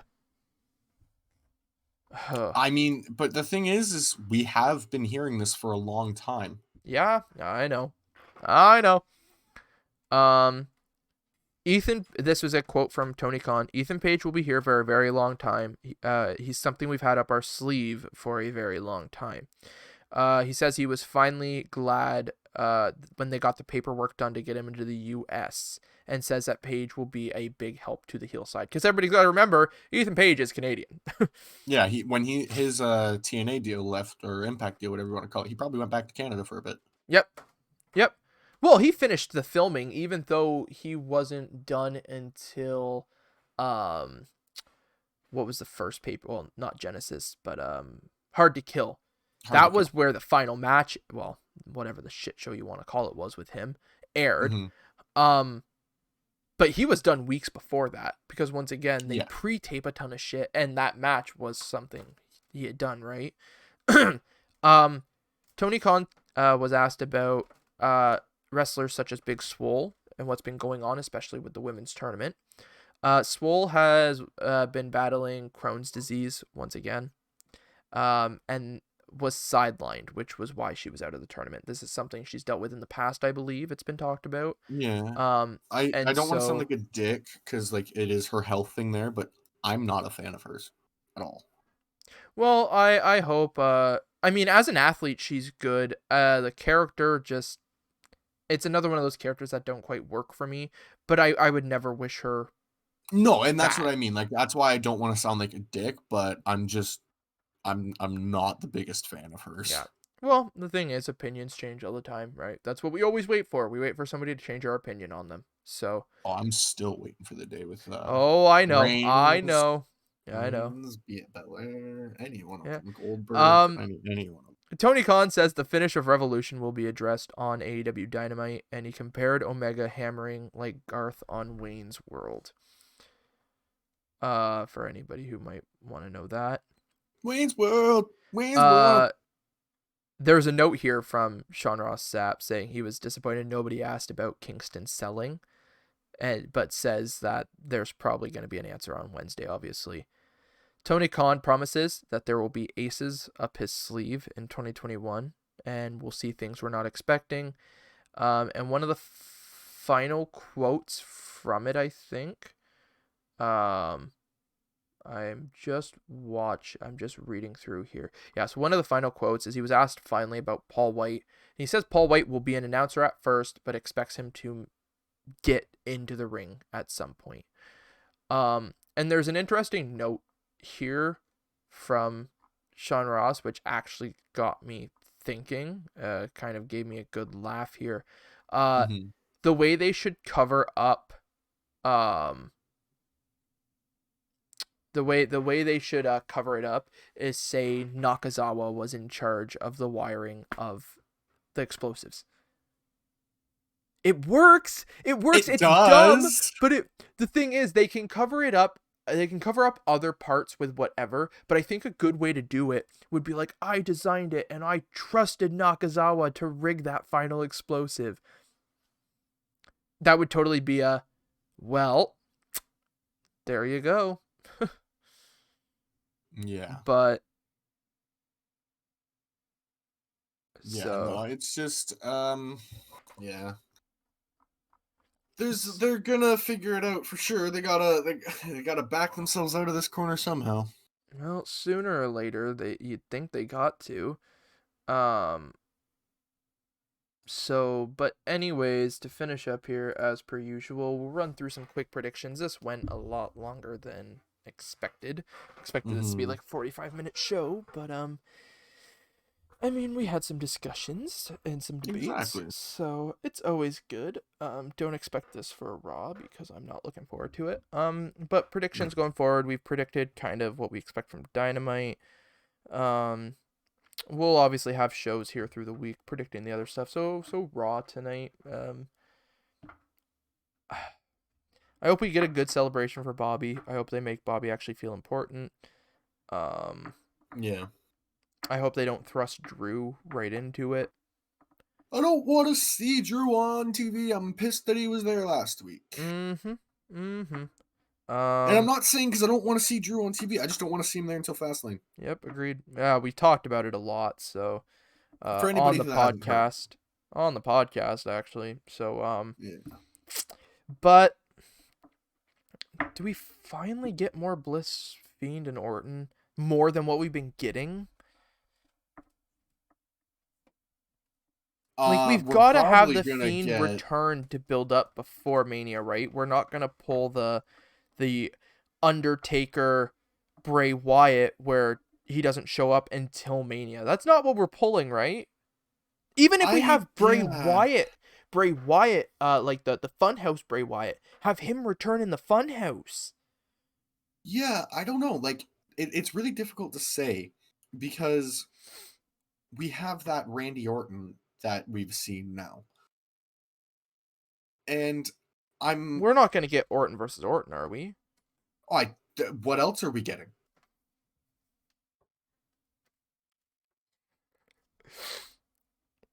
What else could they have possibly planned for having a evil Orton coming face to face with another Randy Orton? Like, I have a feeling that's how it's going to be. It's going to be evil Orton versus Randy Orton. I'd be okay if we got Bliss and Orton at Fastlane, I would be. and it doesn't have to be a legitimate match. It can be all the mind games and play arounds in the ring and crazy shit. And then by the end of it, have the lights go out, have some kind of noise, and have the lights come back on with Bliss like laying over top of Orton and the ref counting the 3. I just want some kind of crazy shit to build us up to Mania. I'm like, this stuff is cool. And I mean, I praised it. I loved it on Raw, stuff like Yeah. that. But the thing is, I want more than just an interview segment and Orton coughing. Like, I don't mean to sound like a dick because I've been praising it. But I think this week we need to pull the trigger and set up Bliss and Orton to set up for Orton and Fiend or something. Yeah. It's WWE, I think, is scared to do that intergender stuff. Fine.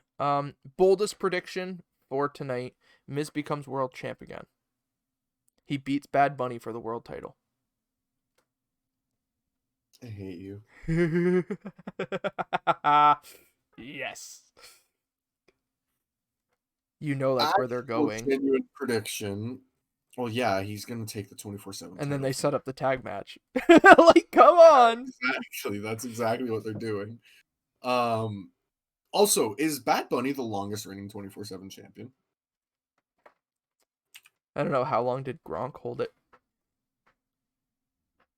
Oh yeah. Because the worst part is Truth loses and then regains it, so he's never had like a spurt with it.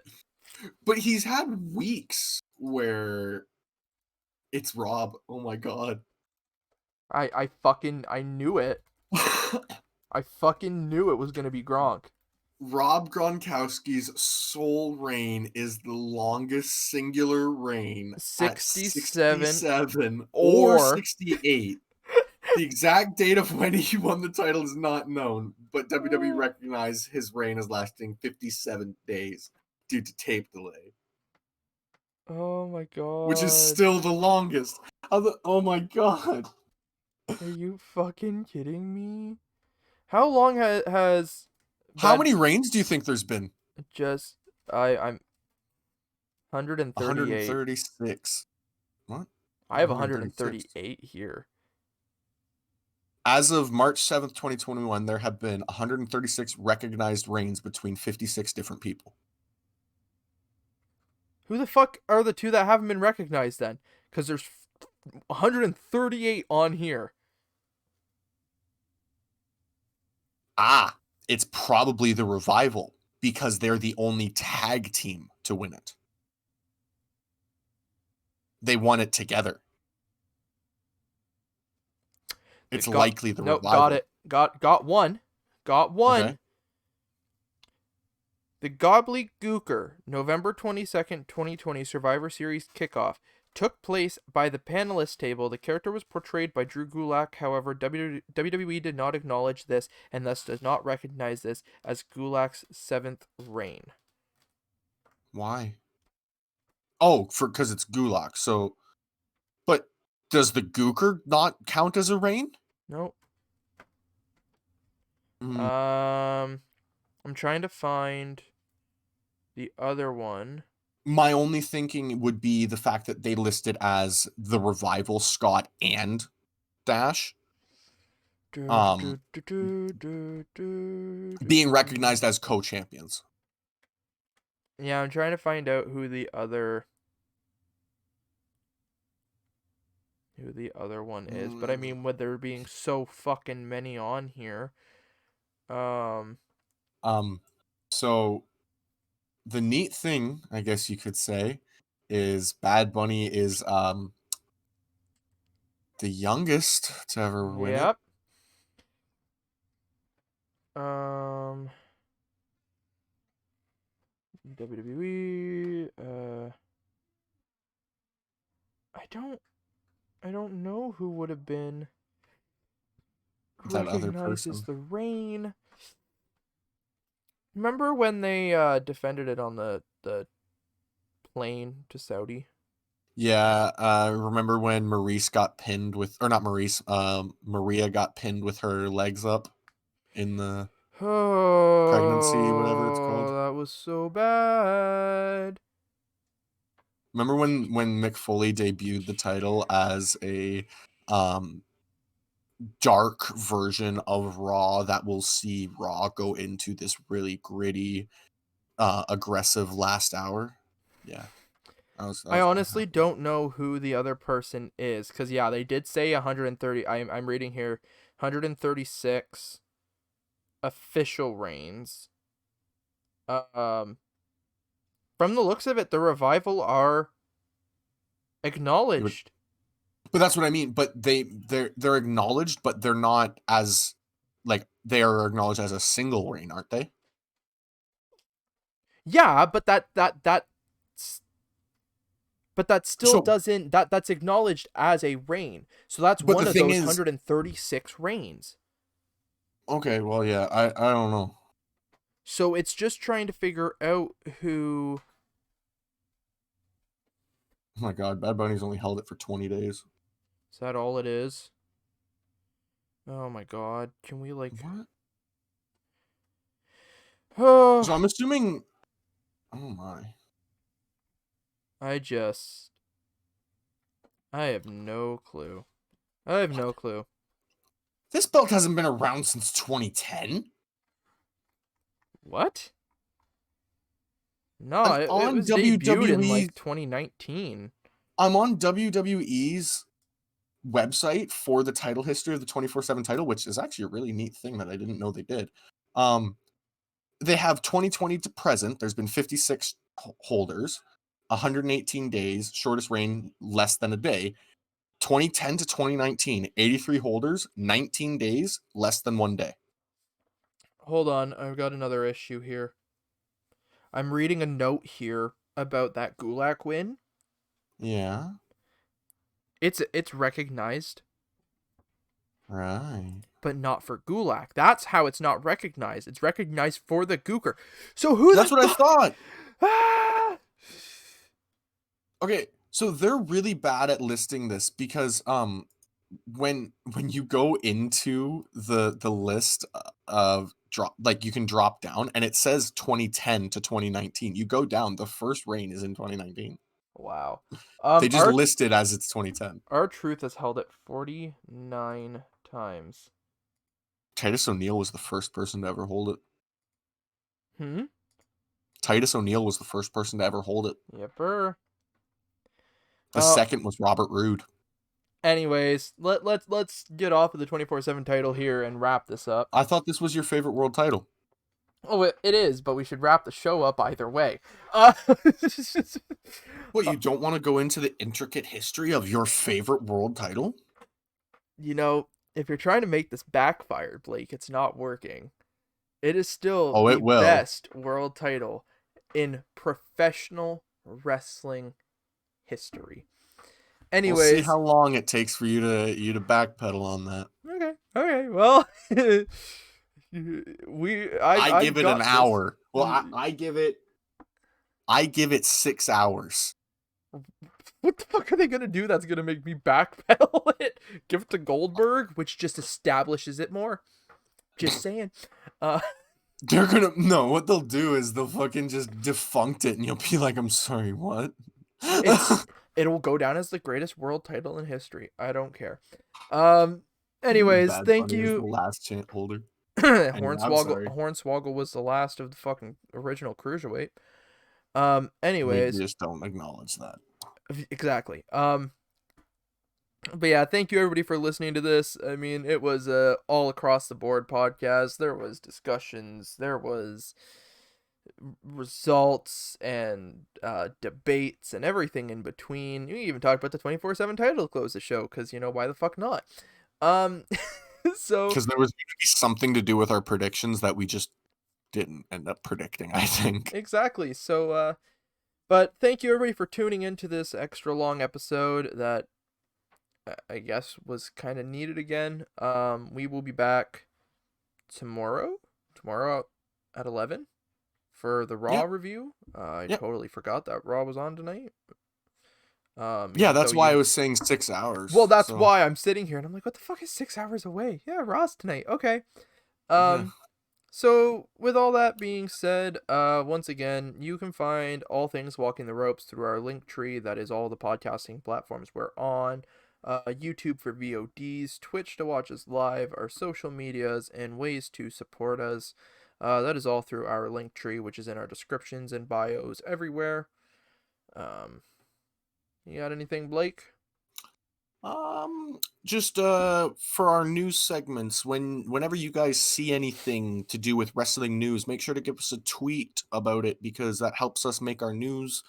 We didn't even have one really this episode, so it makes our news segments a little bit easier to run and makes the news something you guys might actually want to see. So just gives us a huge help there for sure. Yeah, without a doubt. So with all that being said, thank you everybody for tuning into this edition of Walking the Ropes. We will be live again tomorrow. We promise it will not be this long because we're reviewing Raw. And hopefully everybody... When you're right. Hopefully everybody, if you're watching Raw tonight, hopefully it's good. Hopefully you enjoy it. And we will see everybody tomorrow. Thanks for listening and take care. See you later.